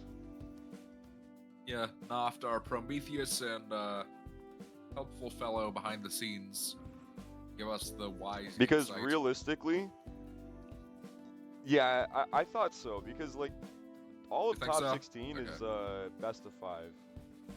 Oh, that's true. Because when you have You're like right. 4 sets, best of 5, you're eventually gonna have some like top 16 losers that you're gonna stream. That's how we've always done it. It doesn't change, even though I don't normally catch it. I usually just do top 8. Yeah. Yeah, no, I totally see that. All right, I'll take your guys' word on it. This is why I'm not a tournament organizer here. I'm just here to talk about people pressing funny buttons. Man, this is our 90th tournament. We've been doing this for 90 times in weekly basis. We haven't not hosted once. We haven't been inconsistent once, and that's why people like us. He's hosted over 200. I only hosted like maybe like 100. And I've hosted 0, but I've yapped about a lot of them. I don't know how many tournaments I've commentated over yet. Somewhere in the tens. No, it's more than that. It's like I want to say I've commentated at least 40 some brackets. No, I'm still not like a professional commentator, but we both. Anyway, it is gonna be the Pichu, which I think is it's a scary pick, but I think it's a good pick. It can be very difficult for Kazuya as a character to get such small bodies, and Pikachu, you know, Pichu's big brother, is one of Kazuya's worst matchups. It's either Pikachu or Sonic is like Kazuya's worst, so definitely I like the pick, though again, Jay is gonna have to be extremely careful about those electrics. Gonna have to keep her eye out for any stray hits as well, because Kazuya has plenty of kill power, and Pichu does not have plenty of weight. Live that long. No, in my region, we have Black Twins and Riddles. So I get to see like this on a good basis. It seems like a fun matchup, but definitely Pichu, a rough one. I don't like fighting Pichu just because as a Falcon player, it can be really hard to hit the little bugger a lot. And then the rats have never been good matchups for me personally. Oh my god. We are only 2 minutes in, and wow. And a half, 2 minutes, whatever. Yeah, no, Little J just not able to find his first kill yet. Oh my! There it is. Almost grabbing the ledge there. Dude, really well placed thunder. Time is a construct. It really is. I mean, honestly, in sets like these, you don't really have to worry about these sort of things going to time. If Kazuya's on the screen, you're not going to have to worry about going to time, because either the Kazuya is going to crush, or the Kazuya is going to end up getting. Oh, you could get but cheese you're here. Never gonna see. Oh, he just teched it in time.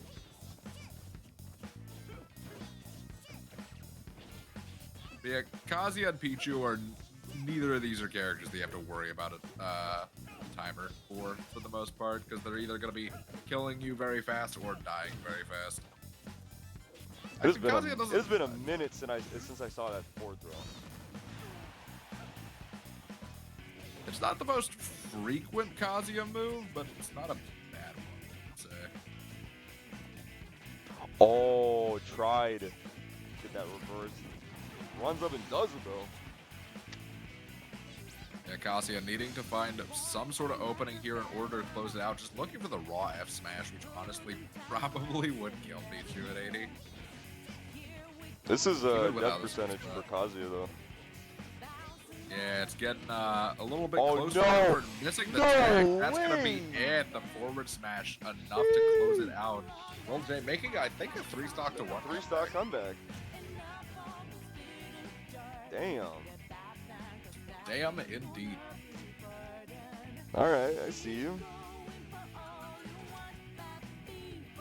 Potent start, to say the very least. Bit of a back and forth, though. It was Lil J able to close out game number 1. Game number 2, though, we'll see if Lil J is able to keep that going, or if Kazuya is going to be able to pull everything together in order to just close out that wreck. Close out these knocks. Needs to.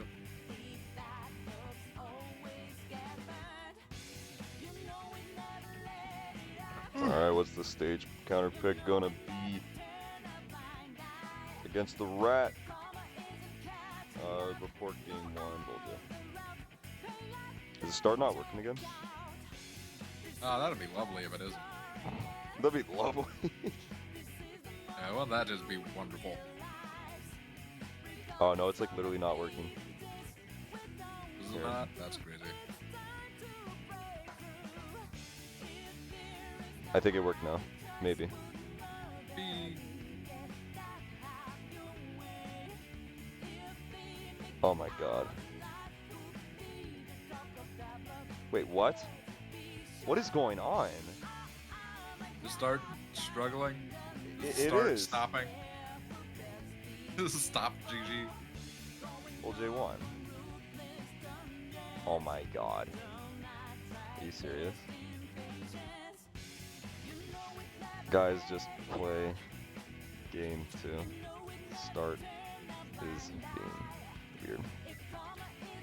I'll report at the end.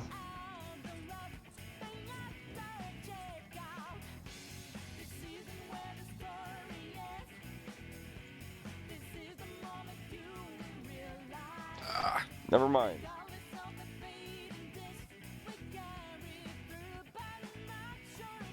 My face would start GG, not start or Dude, GG. it's had so many bad problems. Yo, Twitchy, it's been so bad. Like, I swear. Yeah. It's been I don't so understand bad. it, man.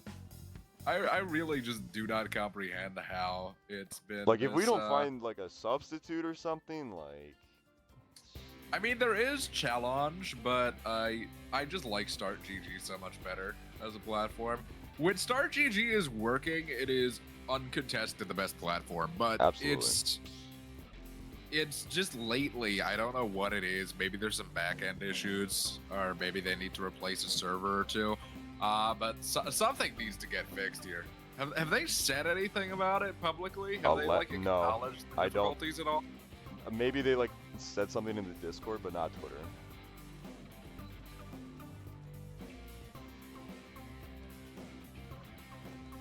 So we're kind of just a sitting duck with all these.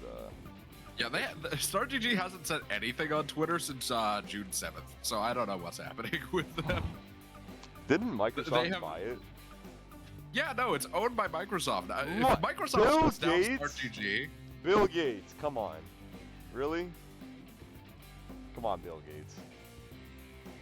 Come on. Do better, bro. Anyways. yeah. Jumping into game number 2, swapping off of the Kazuya onto the Snake for the first time that we have seen this bracket. I like this pick, actually. I feel like it's probably a little more consistently possible to hit Pichu in this particular matchup. At the same time, though, you don't have quite as much of that spontaneous kill power, except for up tilt. Like, up tilt probably makes this match really good, but it's not looking at quite as smooth, to say the least. Kazuya, a bit at a loss as Lil J just kind of put the pain out there. Yeah, pretty much. The Snake not looking quite as polished as the Kazuya is, which, I mean, I guess that makes sense, but I don't know, it's just kind of not able to set anything up. Lil J's just It's kind constantly of running in there. doing whatever he wants at this point. Yeah. No pressure, no worries, just sort of run in. There's not a lot of dissuasion either, too. It feels like the grenades aren't, like, interrupting anything. It's just, they're there, they're exploding. They're just not exploding anywhere consequential. Oh! Hey! Yeah, that's the second stock already gone. Lil J looking pretty confident here. I don't know. I think it is safe to say I don't think this was the pick. Yeah. Either that or the character. I think the Kazuya did fine. No, I would have liked to see a little bit more. Oh, I understand having Is that really that? yeah, no, Snake's lower recovery is not great. Well, that's a set. That was indeed. Would like to see a little bit more faith in the Kazuya, but I understand. The Rats are not a good matchup for the funny Devil Man. And with that, I think that is the end of pools. We're going to be jumping into top 16 momentarily, assuming Start GG wants to cooperate with us.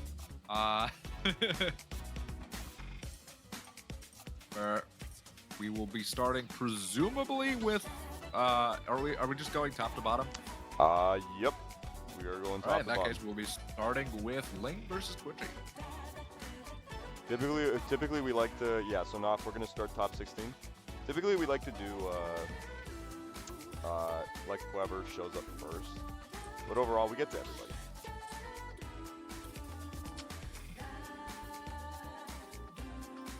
Oh. You know what, actually, I'm going to see. This Start GG Discord when you need it. So now we enter out of top 16.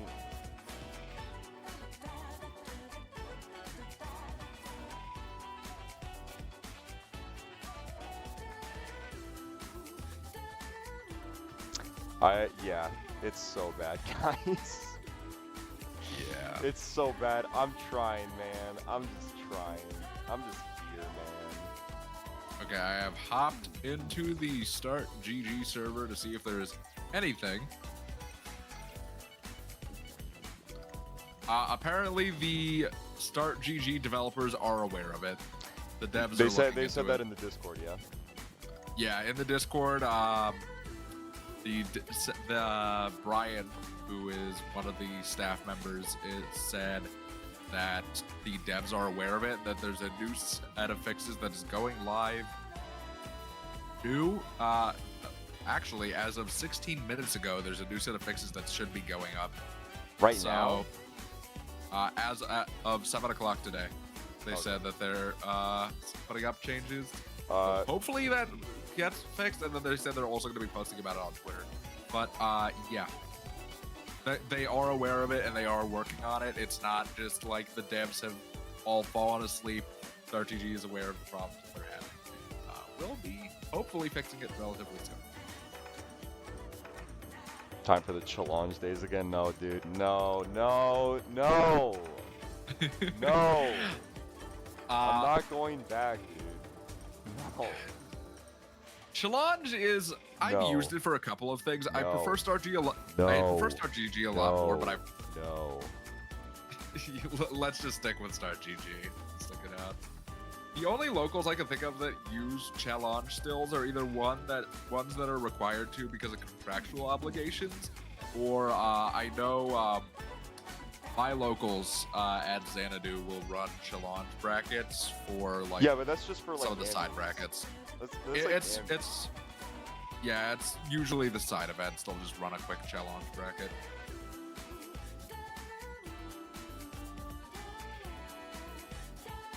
So yeah, but in general, StartGG is the way to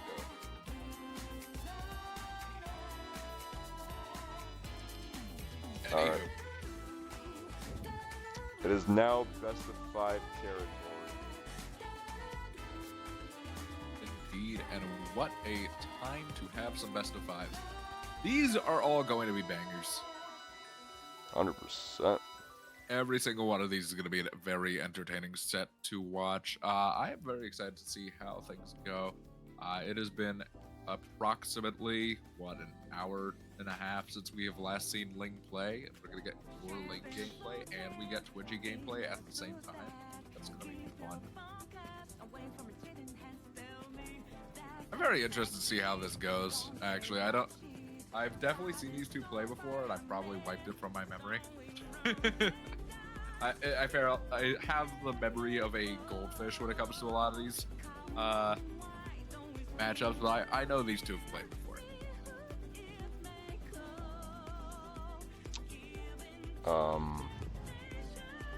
You're both here, okay.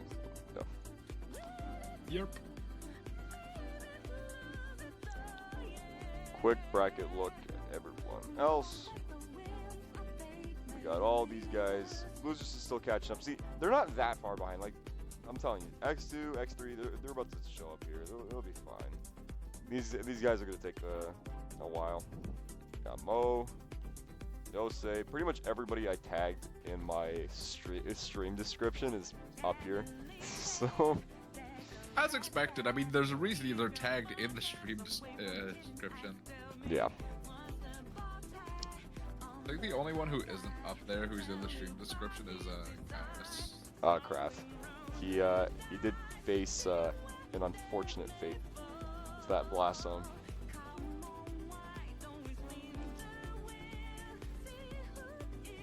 Oh boy, Start GG's running even slower.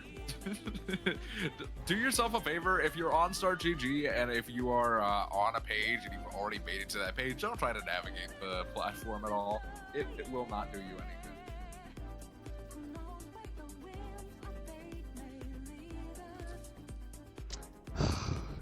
Why does it do this?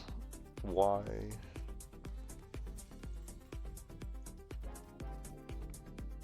And if these two actually not, hold on. I seriously can't believe that. It's taking this. It's taking a week for a website that's backed by Microsoft. Again, I'm not sure what's happening. Maybe like one of their servers got cooked. Have these two actually not fought before? According to my resources, these two have not fought before. Really? That's interesting. Ooh. Something nobody has ever seen before. I am very curious to see how this goes. We will hopefully, ideally, be I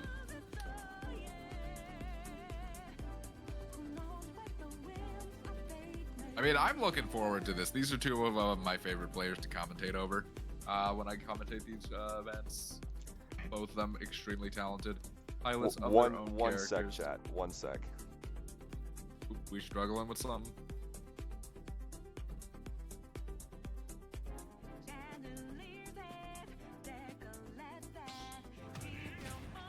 It's like gas.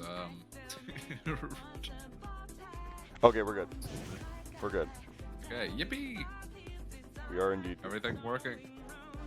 I just have to quickly make sure everything was working on my end. But here we go. Nice, hopping into game number 1, Smush Stadium. Yes. Not a single Pokemon in sight. Just a tiny yellow dog and a princess. You know, exactly who you expect to find at the Smush Stadium. So true. Indeed. Anyway, jumping into things, already off to a pretty even start. Twitchy with a slight bit of advantage at the moment. Excuse me, I am blind. Twitchy has a slight disadvantage at the moment. But still able to put on a solid bit of damage to start things off here. That's a Babam, though. It's a very frightening sight. I don't think I'm ever comfortable seeing a Babam on screen. I'm always mortified of the possibility of getting hit by it. And what a fishing rod coming out from Twitchy to start things off, managing to get that first stock on the board. Ooh, all right. we got some Damn. jabs coming out. Immediately Like, firing back. as you have to in this matchup, well-placed forward air to get Ling back to even stocks. Twitchy, though, managing to find the down throw into a couple of forward airs. No huge string, which is unfortunate because immediately Ling gonna take the opportunity to get a solid combo of their own. But Okay. Oh, both missing their grabs.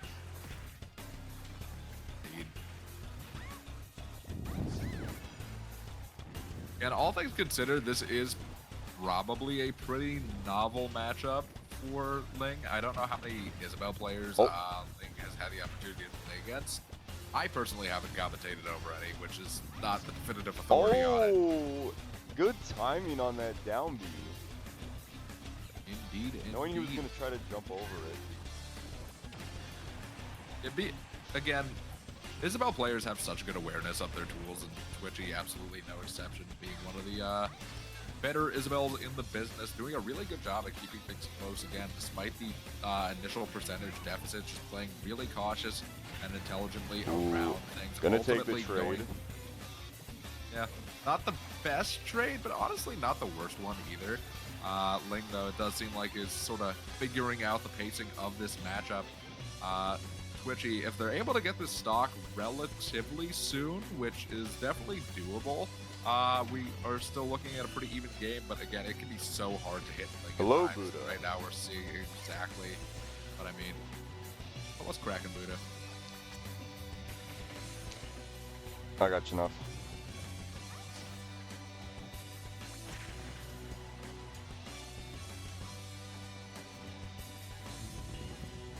Just woke from your nap. Hope your nap was great. Good thing that you got your nap in now, because there's absolutely no room to be sleeping. We are in the high octane section of the bracket. Ling managing to find a big back air to close out game number 1. Again, Twitchy started that off extremely strong, so I am curious to see what adaptation is going to be coming out from her as we jump into game number 2. Yeah, everything's working. Oh no, Yippee. you were talking to Buddha. Never mind.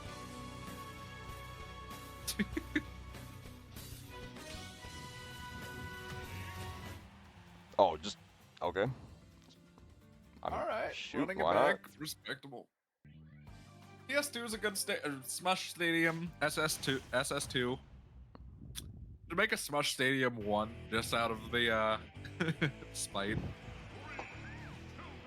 Be pretty gas. Anyway, jumping on to Smush Stadium for game number 2. No changes, which is fair enough. I mean, both these players are such specialists of their characters. I don't expect to see any character changes. Going absolutely down there. Oh my god, Ling, please. Calm down. It's been oh. Bruh. So yeah, when Well, you're fighting someone completely new you have never fought before, it's definitely either you win or you get matchup checked. No, Ling definitely feeling themselves a little bit. This is another part of fighting against a brand new opponent. It's not just, having to feel them out. Ling is the type of player who's like, I wonder how hard I can press the gas pedal and get away with it. That's exactly what we're seeing here. Ling just immediately going pedal to the metal, holding absolutely nothing back and sort of forcing Twitchy to have to figure this out on the fly. Twitchy, though, aside from that first stock, is managing to get herself back into a okay neutral position. It's hard, though, because, again, it feels like each just kind of has a lot of so strictly do better than what Isabel's offerings are. The well-placed, very well-spaced fishing rod, not going to kill just yet. Going for another one. Not going to get punished. Oh, what? Yo! What the? Zipping. Yo! That was sick! That was sick. A lot of fun. Dude! Good old-fashioned sour spots, and a very well-placed tech as well. Dude, that was absolutely sick. That's probably the sickest thing I've ever seen from Ling, though. What the hell? Someone clip that. Sour Nair Train, you love to, or excuse me, Sour Fair Train. Hold on, we are going way out there. Twitchy just not really able to. Okay, dash attack was a crazy. Substantial reversal on it right now. Yeah, let me take a sip of water here. So glued to the set, I'm not remembering to hydrate myself. After I saw that, I'm like, okay, fine. You got my attention. Now, Isabel does cool stuff. Again, after watching like good Isabel players play, it's like no longer just the annoying zoner character. It's the low tier hero. Oh, that is a Stitch. It most certainly is, and it got absolutely no value, but it doesn't matter. The big Ling forward air coming out is perfectly fine taking that trade. Who needs a Stitch face? I have a funny crown swing. Ling going up 2-0 over Twitchy at the moment. Twitchy gonna need to figure something out here if she wants to get herself on the scoreboard. I think it's doable, personally. Yo, it's like that one saying: you may have won the battle, but you lost the war. You may have gotten the clip, but you lost the fight. Indeed. Unfortunately, hitting a little bit of a sequence is not enough to close it out. We're just going to be running it right back here. No big changes in that department, which is fine enough. I don't see the stage change doing all that much in this matchup. I think it's just a question of Twitchy needing to get a little bit of a better track on Ling, which is a lot easier said than done. Ling is such a hard player to track. So real. But again, I feel like the slingshot is going to be getting a ton of value in this matchup, just being such a good long-range tool and being such a consistent way around to not have to be in the face of a character like the good old Princess Toadstool. Right on cue, too, my dog contributing to the match. My dog must have seen that there was another dog on the screen and was like, oh my god, this is my son. Yo, double dog. Indeed. Now, me personally, as much as I like watching Twitchy, I do have a slight bias when it comes to which dog is deserving of my attention a little bit more. But I do have to make sure that he's doing okay, and he is. He just hurt somebody up before. So now, back to the set at hand, Twitchy. You know, my honestly, favorite dog is a hot dog. Have you had a Costco hot dog? Those things are gas. Everybody's had it. Oh, better have. Also, surprisingly, 7-Eleven hot dogs are not bad. Yeah. They're not great. They're not like the greatest things since sliced bread, but they're not bad. They're not like, they're not gourmet or anything, but they're really not bad. Anyway, as I was saying though, Twitchy off to a really good start to this game number 3. Definitely seems to have figured something out here. And I'm gonna take away Chai Fox. Which is certainly exciting to see a potential new direction, get to see more of this fun gameplay. Ling right now trying to close out the stock, bring himself back into the game, but is just not really in a position to get the kill just yet. Looking for the nair, looking for these back airs, but they're not lethal yet. Never mind, I lied. This is the first we've seen Twitchy actually get the lead, so that is. Is it the first? No, no. She did. Twitchy got the lead. At least from a stock POV, not like. No, I think game 1, Twitchy took stock 1. Never mind. Misinformation. Misinformation campaign. No, you know what? It is so hard to. That could have been the stock. It was possible. I think Twitchy got the best possible outcome there, though, just taking the damage. Anyway, right now, though, Ling making up this damage deficit at a pretty frightening pace, to say the least. Twitchy definitely going to have to play a little bit careful. Going way down there, though. Oh, man. Oh, my God. Dude, it is so hard to catch Peach's Parasol. Like, it looks like it should be a lot easier than it is to catch, but there's just a lot of times where you just cannot get yourself into a position to adequately punish it. I think maybe instead of going for the forward air, going for the nair might have been better just to get the damage on the board, but I really don't know. It might have just been better to let Ling get back to the stage and try to get something off the stage control. Back throw, not quite going to be enough to kill. Yeah, no, Ling is different with it, dude. Force to be reckoned with for sure. Is that a stick? That is a yes. Not opting to use it. Yeah, no, it doesn't make sense to use it at this point. It would be a waste if Ling just tossed it. Maybe here or something, but yeah, there it is going up. But Ling's still alive. Forward till not being enough to kill either. Ling at 170%. The survivability of players like Ling is something to be studied. Finally, Twitchy going to be able to take the stock, see if they're able to get some extra credit on the board. The answer is no. The back air coming out almost immediately. Oh no. Oh boy. God, that advantage state is so oppressive. Twitchy trying to find a cheeky fishing rod to maybe get a little bit of a reversal, try to get some stage advantage, but it is rough right now. Some pretty substantial damage deficit. Gonna have to play extremely cautious, just play very soundly, but unfortunately getting a little bit antsy. They're not gonna be dead just yet. And there it is, the back air gonna be enough to close it out. Ling taking it with a 3-0 victory. The Twitchy definitely showing a lot of prowess, picking up the matchup decently quickly.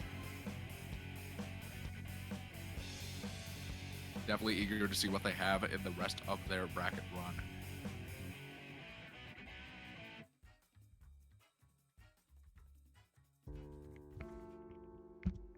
All right. And that is the set. Mm-hmm. Ling, making their way into winner's side, top 8, top seed of the bracket for a reason. Next up, we got Just how Spair it be. versus Marco. This will also be a fun one. I don't think I've seen these two fight before. I definitely haven't seen Spair fight a very long time. So this will be exciting to see Marco coming into this as one of the higher seeded players. I believe 6th, 5th seed, yeah. And then Spair, I believe, just slightly above him. I am very curious to see how this goes, though. I feel like this matchup is kind of on the even side, but I feel like in a weird way, Toon Link has just a lot of tools that do really well here. Definitely going to be a question of how well Spair is able to take advantage of Toon Link's or of Marco's disadvantage state here. All right, I think that's going to be the biggest thing. Take over for a minute. Be right back. Gotcha. Anyway, jumping into game number 1, stage of choice is going to be Smashville to get things started. Love to see it. Good old Smush Skin getting another opportunity to shine. Finally getting the first hit in the match. 10 seconds, a little bit of nothing there. Is going to be Spair getting the first bits of damage on the board. Marco missing the up B, going to eat a lot of damage for that. My god, dude. Spair's conversions off of like just stray nairs and stuff are really strong. Marco needing to find something to start getting himself back into the game there. Late hit of the up air to get a little bit of percent on the board, but it's not going to turn into any substantial conversion. Spair just willing to take it slow, not trying to do anything overcommittal. Well-placed forward air puts Marco in a terrible spot, and now can he even make it back to ledge? The wind box on the forward smash going to be enough to kill Marco there, taking stock. Spair taking stock number 1. Unfortunately, slightly whiffing the teleport cancel there. Marco getting a substantial amount of damage back on the board. The lead that Spair has assembled not putting up too much damage just yet. Whiffing the dash grab. Now Spair stuck off stage, managing to make it back onto ledge, but you're stuck in the corner against Toon Link. A very scary spot to be indeed. Marco trying to find this kill as soon as possible before too much damage is racked up here. But Spair staying alive, staying just out of harm's way. Gonna have a bit more of a chance to get a little more damage on the board. What a call out too. Marco going for a bit of a committal down there and getting punished for it. Now Spair finding a lot of damage here. Marco sitting at kill percent already on the second stock, has not been able to find that first one just yet. Forward throw sending Marco back off stage. Marco gonna have to go low, managing to make it to the ledge, actually trumping Spair out of the ledge, but unfortunately missing the up smash. Down smash is going to be able to do it. Marco managing to get stock 1 on the board, but not without taking 120%. My god.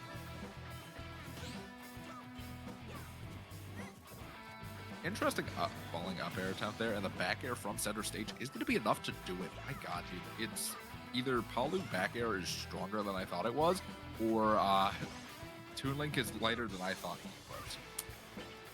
One of the two. Regardless of what it is, it's Spair once again getting a decent amount of damage here. Not trying to go for any grabs or anything, just kind of respecting the shield and trying to catch a panic out shield option. Understanding that Marco is in a position where he has to do something. That 2-frame? Excuse me? Can Toon Link 2-frame with his dash attack? Is that a thing? Regardless of what it is Spair right now kind of controlling things. Marco managing to find a grab and starting up a juggle situation here. Not going to be able to kill with the up tilt into the up air just yet, but is putting on a respectable amount of pressure. Seems like he's beginning to figure things out slowly but surely. Now, is it going to be enough, though, to get him back into the game? The up smash not going to be able to kill just yet. Forward air whiffing itself. And now it's just Marco trying to find the second stock before Spair can get any further damage. Spair kind of looking a little bit lost, managing to find the back air, getting himself a bit of stage control, but just kind of playing slow and respectful. No reason to overcommit, no reason to go for anything ballsy. Marco going low, just barely managing to snap back to the ledge. finding the landing nair here, but not able to find the stock just yet, and that explosive flame is going to be enough. Spair with the first game pretty comfortably with the 2-stock.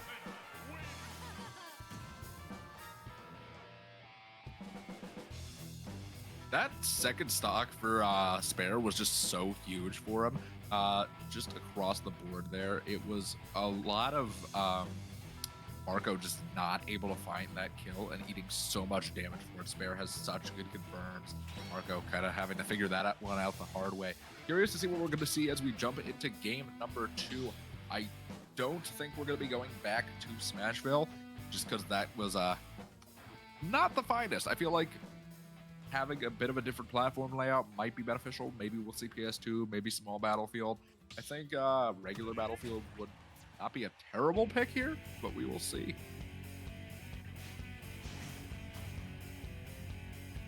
I don't think it's going to be regular Battlefield, though. I just feel like that's too beneficial for Paulo with teleport canceling and all that jazz. No, we are actually just running it right back to Smashville. I lied. Yeah, okay. Marco saying it's not the stage, it's the player. Just has needed a little bit of time to figure things out. Starting off, though, we are seeing these nair strings coming to fruition. Quick 0 to 50 coming out, 65 off the back air, but the percents are a lot more even this time around. Marco managing to find these hits early game and taking it a lot closer at this starting point. A fair bit of scrapping, though. It is still Spair with the percentage lead at the moment. Well-placed back air to call out the aggressive approach option. Marco may be playing a little bit too aggressive here. Spair looking at a point where they're potentially able to take the stock. Well-placed dash attack. This is a very kill percent Ling. Looking for the grab, not going to be able to find it. The nair, not quite going to kill, but 150% on Marco at the moment. Gonna have to play really careful. I like that. He held down there just to get the last hit of the upbeat and knock Spair off the ledge. Now, Spair struggling a little bit to find this kill. Not opting to run off stage or anything to look for a counter like they did in game number 1. Maybe saving that. It's a trick in the back pocket for later. Back throw, still not going to be able to kill. There's a hefty bit of rage, too, of Marco holding on for dear life. Trying to find the tech chase. Not going to be able to find it, though. Alright, I'm back. What'd I miss? So Spair took game number 1 pretty decently convincingly. Right now, hopping into game number 2, Marco looking solid. But again, it's just a question of whether or not he can take this stock. Last game, Marco was just completely lost when it came to taking that second stock. Yo, what's happening, Cal? Yo, I'm good, I'm good. Welcome, brother. Marco able to find it, getting a little bit of those pivots in as well to show off the movement. Did that finer control. Going to the opposite side of the stage. I did not know that Toon Ling was capable of doing that. Oh, spamming that honestly, a lot of these characters are like these players are just broken, bro. These players be coming up with new things all of a sudden. I feel like Spair could have just done drop down counter there and probably killed him for it.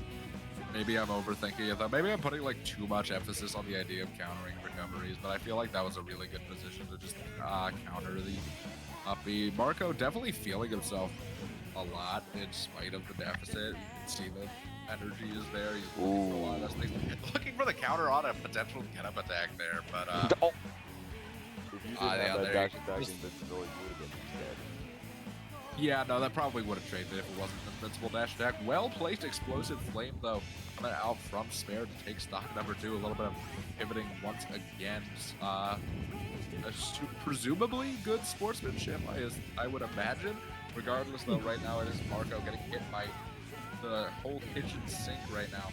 Not able to find his way off this ledge. A random forward smash is going to be enough to do it across the stage, too. Those side blasts are just so simple. This is also it's anybody's game. He eliminated Craft and never mind. That is unfortunate. That is the so moment unfortunate. I said it's anybody's game. Yeah, that's just kind of how it is. Commentator's Curse is a force to be reckoned with. But yeah, no, that was really unfortunate. I saw him going for the tether recovery, which was definitely the correct play there because Spair was in a position to get that counter I was talking about. So going for the tether was the right idea, just not quite close enough. He definitely had to go. Probably would have been better if he tried to go high. But as we jump into game number 3, looks like Spair, Marco, just more than content to run it back despite having lost the previous 2 games. Maybe just needs to put a little bit more together to find this last little bit. But we'll see if Marco is able to put himself on the board or if it's just going to be Spair taking it with 3-0.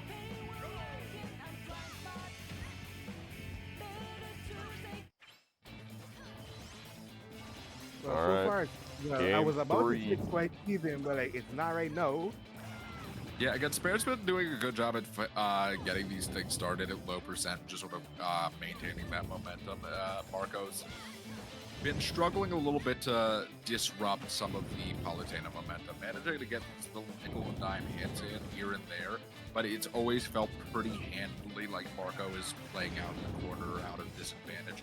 Right now, finally, even has a bit of stage control here, but looking for something that may be a little bit too committal. Now back to Now it's back to where we began.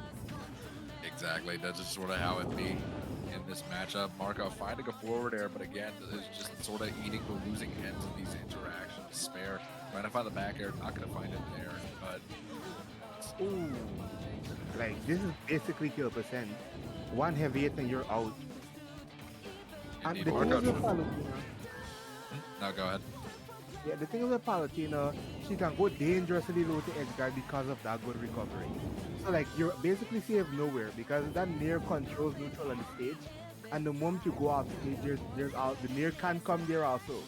So like no matter where you go, there's just a near in your face. Exactly. And again, with how active the Nair is too, combining that with how low she can go, she's basically like this giant, somewhat disjointed hitbox that's coming off the stage. And there's Marco, unfortunately, just I'm not sure what that was actually. Okay, guess that was I nasty. blinked on he lost the stop. Yeah, I don't know what that was. For a second I thought he was just tossing in the towel, but he's still playing. So I assume it was just like he thought he had a double jump and thought he could go lower than he actually could. I mean, it looked like Spair doesn't mind. Like Spair takes it. Absolutely, take it as you will. Marco decided, yeah, no, I think he was trying to like tether or something, do a tether cancel back to the ledge, and just botched it there and ended up costing him the stock. Spair more than happy to take that, and is going to continue piloting his way through neutral.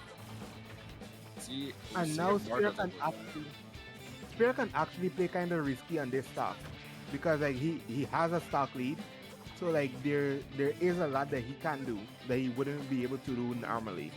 But it seems like Marco is basically taking control of this stock right here. Yeah, at the moment it's looking actually pretty solid for Marco. Feels like he's sort of gotten his footing back, but just as I say it, immediately shoved back off stage. One Palutena Nair enough to force him out of neutral. And that's just the brutal reality of it, is you get hit once by Palutena and all of a sudden you're at a disadvantage. There's no real like neutral trading with Palu like there is with other characters. It's you've gotten hit once, you're in a bad position. And then right here, like that edge guard, and she can edge guard from the stage or she can just go off stage to do it. And I guess Spair doesn't want to play that risky here because he does know any hit can kill him off stage.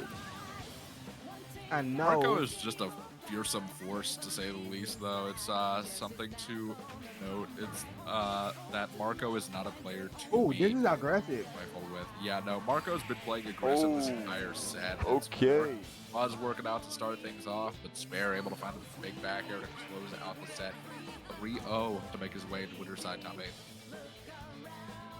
Damn. Just like that. Yep, just like that. Two Like, we be 3-0s talking back to about- back. We be talking about one thing and then boom, the game ended. Yeah, I was sitting here saying it looks like Marco may have been able to find that aggressive opening that he was looking for, but I think he was playing a little bit too aggressive throughout, giving Spair the opportunities to just punish him a lot off the whiffs.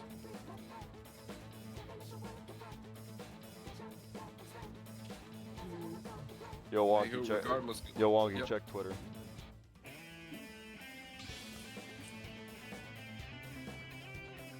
Wow, a notification.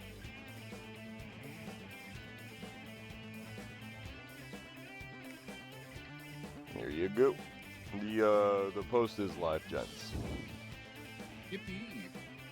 Oh, the graphic is sick. Oh, that's awesome. Heck yeah.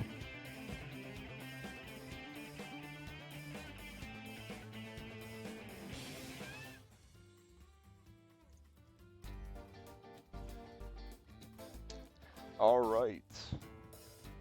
Next up, we got Mo versus Plummet.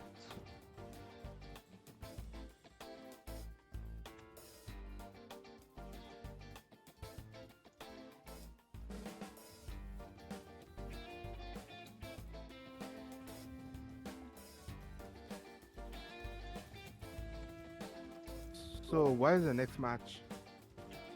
It's a coming.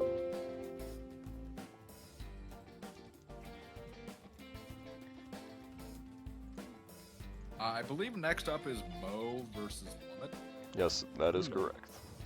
Plans changed. Oh no. All right. Guess we'll I'm do waiting for a Yosei. familiar name. We'll do Yosei and Lil J. I'm waiting for a familiar name, but I'm not hearing it. The guy who won the last two Smash Weeklies. That was Ling. Yeah. Is Ling still in top 8? Oh or? yeah, no, you just missed his set. He actually took it 3-0 over Twitchy, making it to winner set top 8. Oh, Yos is here. All Yeah. right, let's see. Let's do it. Yosei and Ling has this rivalry, like whereby Yosei really wants to beat Ling, but Ling is just like the the main antagonist that just keep getting stronger. That's Ling.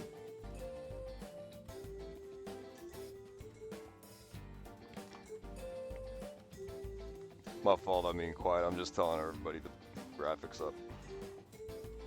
Nah, you're all good.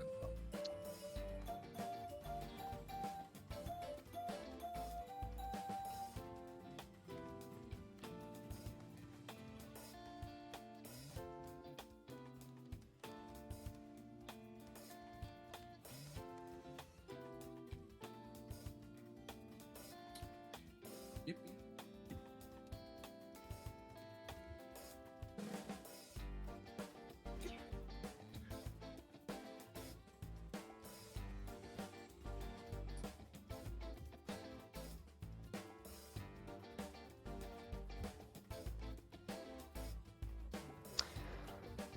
We're still waiting for them to pop in. Well, there's one of them. I think that's Lil J. I believe so.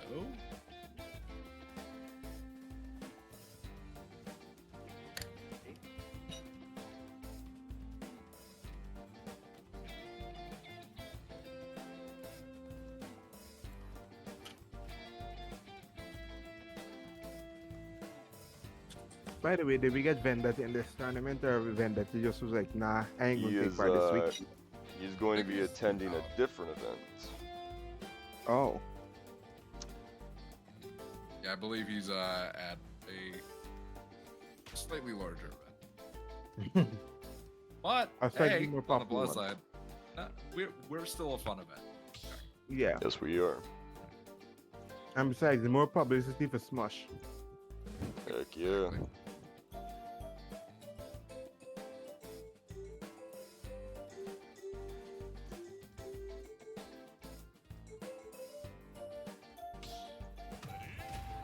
Okay. Jumping right in. Showtime. All right, Oh so my god. This matchup is so confusing to me. Like Pichu is very good at edge guarding, but like Simon and Richter, they are very hard hitters and they hit very far. So like Pichu really gotta be careful, and he does self damage also. So like, I feel like this matchup is on paper bad for YoseFu and the Belmonts, but I think it's doable to say the least. YoseFu is really good at just covering space extremely well and making it and taking full advantage of the Belmont's kit. So it's definitely not like a cakewalk for Lil J and Pichu's stumpy little hitboxes to make it in. But if he can, if Pichu regularly can make it past all that stuff, it is a nightmare. And Pichu has so far, make it past. I mean, so far it's like pretty even. So like, we can't really rule out anybody as yet. But why I say Pichu has I think that Simon has a better matchup here because he hits very hard, and he's able to stun you, right? So Yeah. without and he hits very far, right? And Pichu does self damage, and he's so light. So like even though he has the right edge guard and tools, like you have to get him off the edge first. Yeah, absolutely. Big down smash. Actually gonna kill off the top. My god. Oh. Well, Lil J gonna be able to take the first stock of the set, This though, matchup is immediately getting like- called out. This is as volatile as a matchup gets. Freaking Yeah, it's Pichu and interesting. Belmont. They both destroy each other in different aspects. I feel like Belmont wins pretty handedly in the hitbox department, but then Pichu actually like gets in and starts comboing, and it can be a bit of a struggle for the Belmonts to, you know, Oh, actually that get would have been that a hit in. call out. But right now it's a struggle for Pichu. Oh, absolutely. Right now, Yose is firmly in the driver's seat. One of the best Belmont players in the business, and is more than happy to show it off. Why? Also, one of the more technical Belmonts, and what a down air into the up B. Just cruising on the platform. Right with that back Indeed. air. Gotta be careful though. That's another thing that Pichu has, is that Thunder Jolt is really good at dealing with tether recoveries. Yeah. Simon's gonna struggle a little bit at times getting back to it. So Yose has shown time and time again that even in matchups where there should be Ooh, very not hard to enough get the potential legends to be out. from. Yeah, and then also Pichu has a very good edge guard game. So like, ooh, That level is- pick. What a call out. Yeah, the up angled forward smash was enough to And what percent was Pichu? Let me check back. Pichu was at 59%. Yeah, this character has no weight, and we're on a stage with extremely small side blast zones. So yeah, that's YoseFu and that whip are absolutely gonna eat that up. I mean, this victory screen itself is an emote.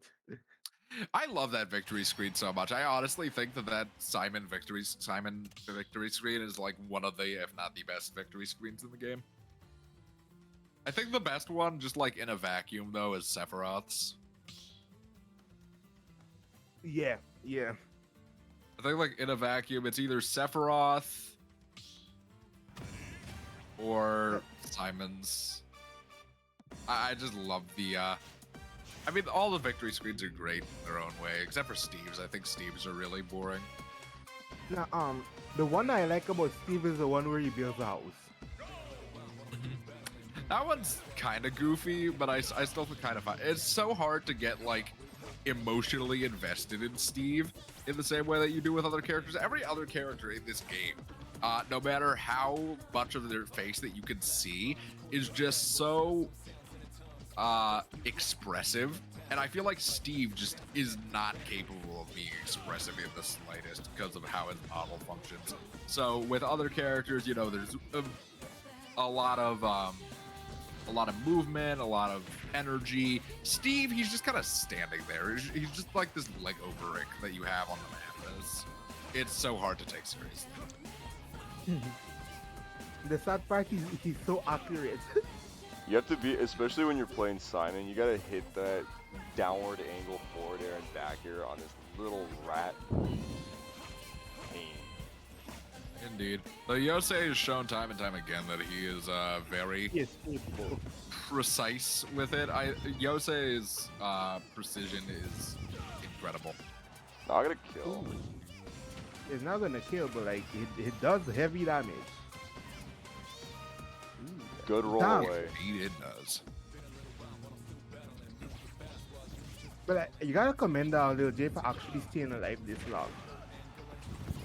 Yeah, it's just a lot easier said than done. Pichu is Ooh, a yeah. very volatile Big character, and coverage. actually Jay managing to find the first stock of game number 2, which is huge for him. Now it's in Yose's court to try to find it here. The up B out of shield, not going to be able to kill just yet. 164 on the lightest character on the game is almost unheard of. Yeah, that's what I say. It's impressive that he's still actually alive and getting his opponent to 37%.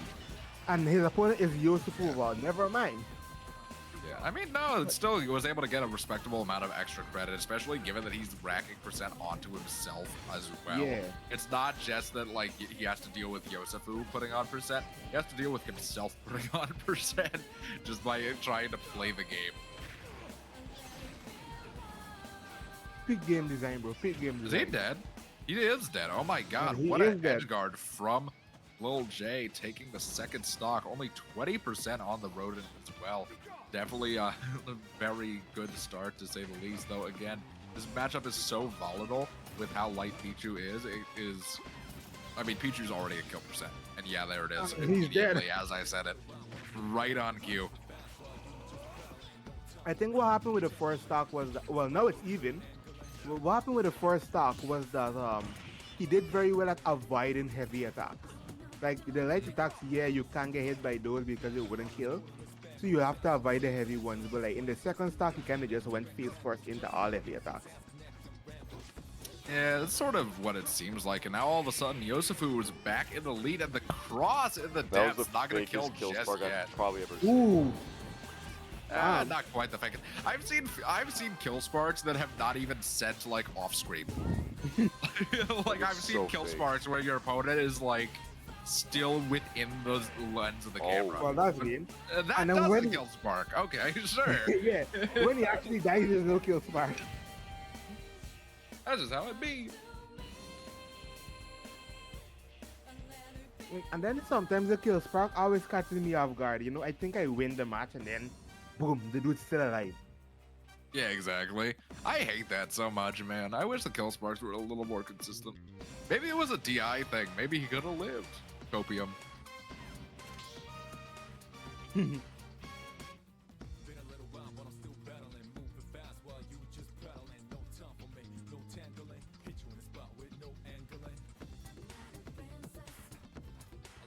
Anyway, hopping over to game number 3.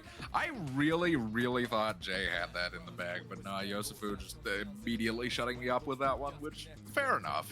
You like to see that, a little bit of rebelliousness. Now, honestly, I think I think that Lil J actually had it also. Like, one more edge guard was all it took. Already. Curious to see where we're going for game number 3, or if we're going anywhere for game number 3. Here's praying that Start GG is a functional website.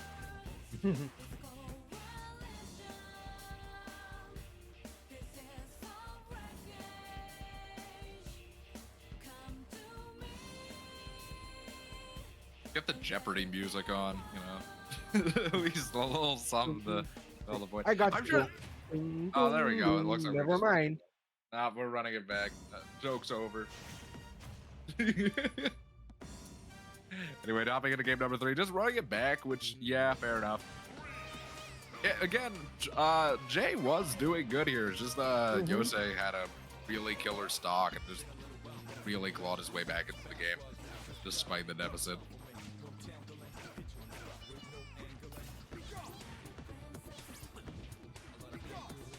Damn, YoseFu starting off really aggressive. Taking the free. Indeed, Oh and my. there's the down smash. Not going to find the kill just yet, but the kill sparks have already shown within the first 20 seconds, 25 seconds of the match. Which, Yeah, like, again, he is started next to off unheard really of. aggressive. Now, it's interesting that Jay is letting Yose come here. Yose has proven how consistent he is with a lot of the Simon movement, specifically with the nil onto the platforms on this stage. So giving Yose access to that is probably not in your best interest, but I mean, you know what, to each their own. The stage is also not bad for Pichu, so That's true. and I guess having the bigger blast zones is probably pretty ideal. So, you know Yeah, what? especially for a Who am card I to like judge? this. Yosei, though, taking full advantage of the fact that he has the ability to do all that funky movement stuff. I feel like Yosei is like the only player that I have seen. Oh my god, my dog is not having an off switch, unfortunately. Hold on. Bro, the dog wants to commentate. I think the dog has something to say. Oh my god, that jab block right there. That was amazing. It wasn't enough to kill, but the edge guard, well, he missed the edge guard. He missed the only opportunity he had for edge guard to even up in stock numbers. But it seems like he's good. He has another opportunity right here, and he Oh no, the cross. Simon just respected it, and he killed him with the axe. Yeah, right on cue. Speaking of the devil, my dog is now here from wherever he was barking from. So yippee! Got dog on commentary as well. Let's see if Jay is able to take the stock here. I mean, it's looking like it should happen any second now, but Yosei is just playing so evasive. Anyway, as I was saying before, my dog so rudely interrupted me. He doesn't have the best sense of manners. But YoseFu is really like the only player that I've personally seen that actually takes advantage of the Belmont / Falcon nil text. Because like it's a tech that's been known about for a pretty long time, but I feel like YoseFu is like the only Simon player that I've seen doing it. Now, to be fair, I don't watch a ton of like Belmont gameplay. The jab. Damn, the perfect parry every time. Ooh, okay, nice edge guard. Okay, The cheese is unlocked. That's what you need in this matchup, though. That is now, literally your win He has condition. the opportunity to win. Never Never mind. mind. That's Gonna the forward kill. throw.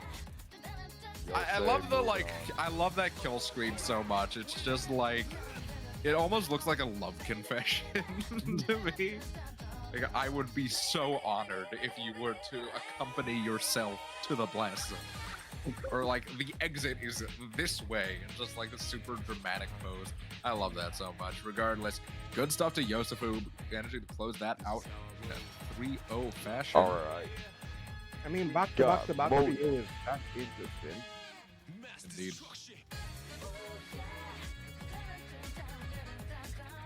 No, I think it is time for us to do Mo versus Plummet, presumably. It do be that time. It is real Mo hours, which means it is time for the Greninja to Greninja all over the place.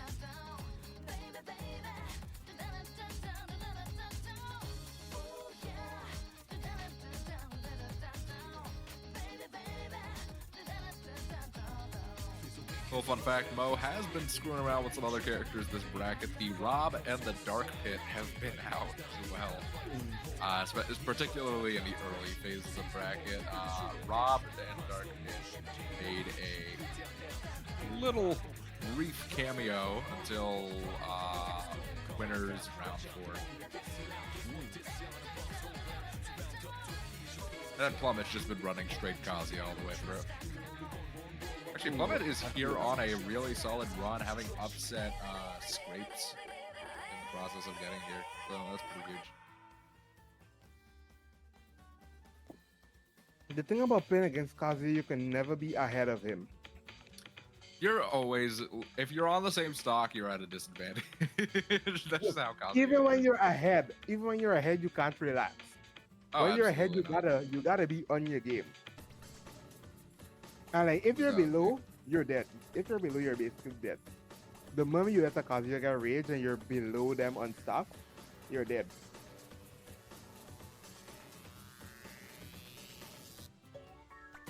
Cause you know that down B grab.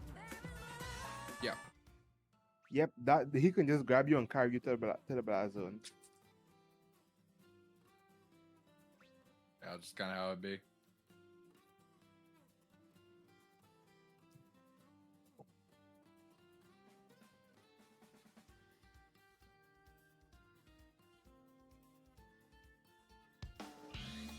Anywho, this should be fun. Kazuya versus Greninja. Now again, Yes, it should. the one thing The one thing about this matchup that Greninja has here is that Greninja has a really solid mobility and pretty consistent low hitting hitboxes, which are really good against Kazuya, given how much invincibility he has on his upper body. So I do think Greninja does pretty solid here. You just have to be really cautious against any Kazuya that can consistently hit their electrics. Mo just taking a minute, just kind of thinking about He needs it. a moment. He just needs a moment. In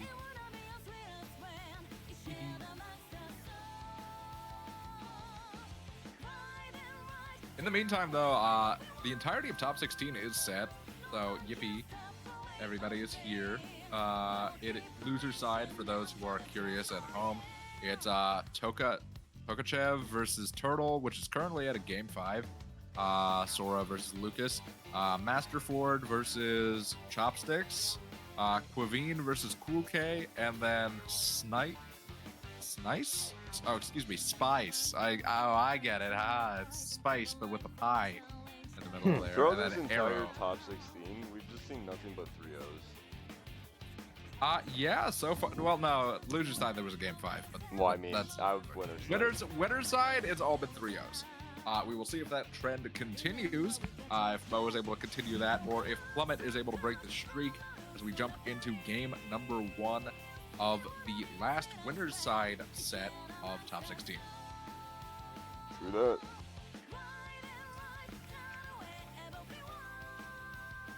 And if Smash wants to live. There we go. Alrighty. Smush Stadium! Yippee! Let's go. And already off the bat, big damage coming out from Plummet. We Quick love 0 to Smush 64. We do. It is a good stage. Going to the depths. Again, that's the thing, though, is even in these matchups where you're supposed to play careful, Mo shows absolutely no hesitation. He will go for the big aggressive options. And maybe get a little bit too aggressive right now. 127% on Mo at the moment. That is the stock. Plummet taking stock number 1 very handedly. Giving Mo absolutely no opportunity. He's got it. Yeah, but hold on. Now it's Mo all of a sudden in the driver's seat. Drag downs, though. Plummet ready to tech the drag down up air, which is always a good sign. It's just a little niche piece of the matchup knowledge. Just be ready to tech those sort of things. Mo already immediately back into the game, though. That's the thing about Mo, is that Mo has his own built-in Kazuya factor. He doesn't need the Electric Wind God Fists. He doesn't need the funny up smash. He doesn't need like 20 pounds of super armor invincibility. He's just got Mo. He's just got the Forg, and he will absolutely He just has kill the you for it. tools. He's gonna use.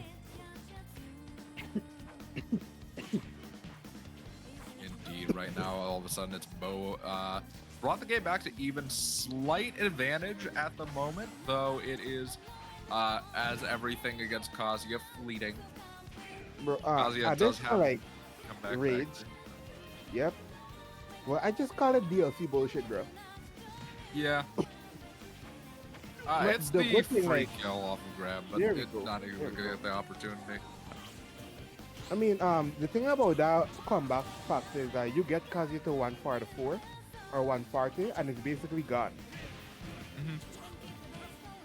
Oh, is this gonna be the? Oh, we got okay. the Oh, burps no. on the point. Okay. I see you, Plummet. Okay, this is a very interesting matchup for anybody because, like, there we go. Both characters have very good combos, but like, who will hit their trigger finger first? It is interesting. It's very slight, but you can see that Mo is starting to be a little bit more cautious with their approaches. At least at the start, it was very much so like autopilot pedal to the metal, but after that way. initial Here we combo. go. Damn. That was clean. Good stuff from Mo, managing to close out game number 1. Though again, it is funny to see that adjustment from top players. They get to the point where they have to swap off of the autopilot and actually kind of lock in. You were seeing, we were seeing at the start, especially, it was sort of a bit of the Mo the top player autopilot, where it's just like, okay, let me run in and do what I know I can do because I know I can get away with it against these people. And then as it progressed, Running right back. and Mo realized that there was a little bit more to this Kazuya than just, you know, the O2 or Kazuya's behind him. Once you realize that this isn't actually a like competent player, a good player, you have to really lock in, start picking your approaches carefully. You're seeing that with Plummet as well too, sort of locking in a bit more now against Mo, just picking his fights more carefully, looking for these opportunities still. It's still definitely on the aggressive side, but you can see the awareness of Mo's aggressive tendencies in Plummet's play now, as he's playing a little bit more cautiously as well. Yeah, because right there, I think that's the stock. Interesting, though, that he's electing to go for the... I forget what that's called. It has a name, but I completely forget what it's called. It's interesting that he's going for the that input instead of just going for Dragon Uppercut, which I think would just kill.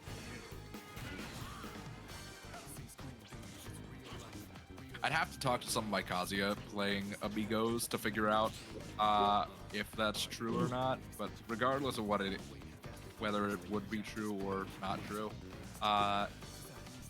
there's, I feel like, better ways, follow-ups out of the stature smash. Right now, though, Mo finally gonna die to the up air of all things, with Kazuya up air being frame 4.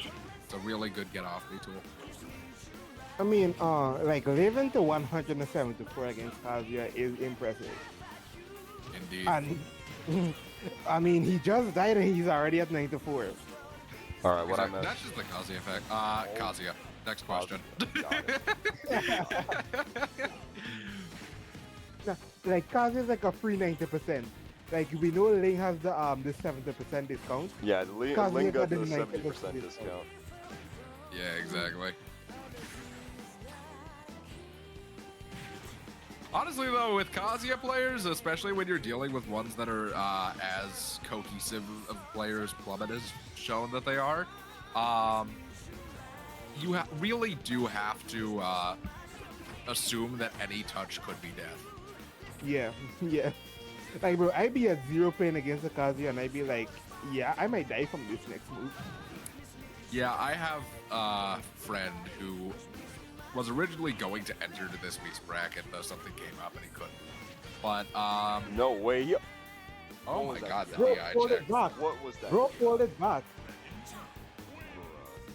I think he was expecting a follow-up like back air and trying to do escape DI, and Mo just called out the do nothing because Kazuya's jumps are slow, and just went for the forward smash to take the stock. Regardless, That Mo is an got up absolute 2-0. raw moment. Even they're just running it right back. No need to do anything fancy in the stage department. We're just gonna be running it right on back to Pokemon Stadium 2, because honestly, Plummet, aside from that last stock there, was keeping it extremely close. The vision is together, and the possibility is very much so there. It's just a question of like adjusting the timing just enough to sort of sync up with Mo's aggressive tendencies. All right. Game number 3. Mo 1 game away from pushing that trend that I mentioned. Indeed. Right now, though, it is a very solid lead for Plummet at the moment. And immediately, right off rip, you know, that Kazuya factor, quick 0 to 87. Something that we have become quite accustomed to. Yeah. Like, I Ooh, really what? want to see Plummet versus Ling, but at this point, I don't think we're gonna see that.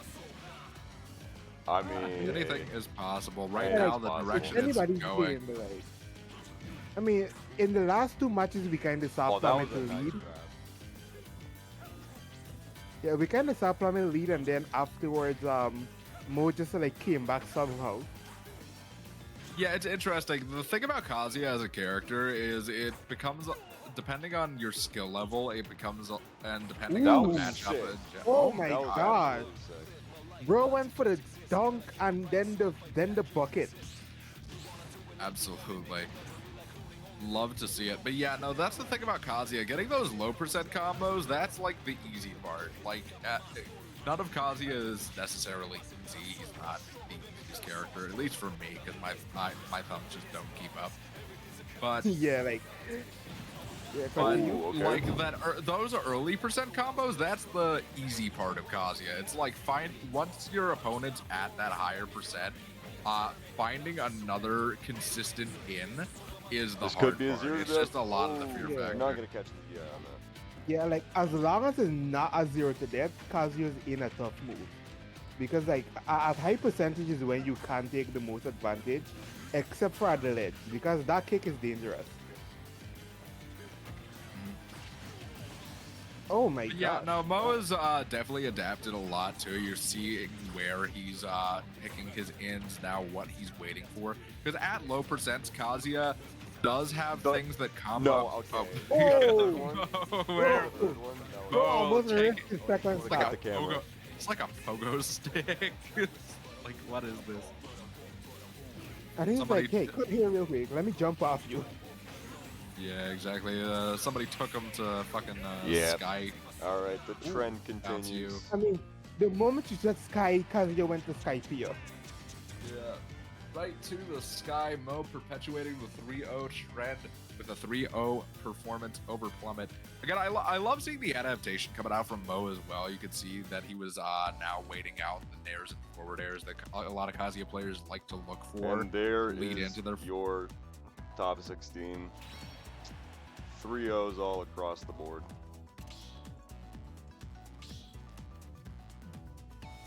I think they'll just take care of that. They got it. So Okay. in the meantime, loser side's a little bit behind, so I think we have a little bit of dead air, at least for the meantime, because I imagine Top 8 is going to be Jay and starting, Turtle is going. actually. Oh, are we just going to top 8? Yeah. Buddha's Okay. going to be taking over. All right, in that case, I'll hop out then. I gotta get some food. But it All has been good. a pleasure. Really happy to be part of working with Smush for the foreseeable future. And yeah, have a wonderful rest of bracket. Welcome aboard, brother. Alrighty, take care. Take care, brother. I'm gonna have to go unmuted for like a short while, so sorry to leave you alone on autopilot. It's all good. We're just about to make the transition. We are supposed to be starting top 8 now. It loses a little bit behind, but you know, show goes on. Once Buddha goes live, I should be able to rate him. And then we're all good. Speak of the devil. Alright. Let me see if I can figure out how to rate this guy. It's been a while since I've done that. Okay. How I'm the back. heck- Okay, now I gotta figure out how to rate this guy. Who are you gonna read? Buddha, but I forget how to. Oh, there should be the raid button on Twitch somewhere. Yeah, I'm in OBS, not Twitch. So, oh, /raid, appreciate it.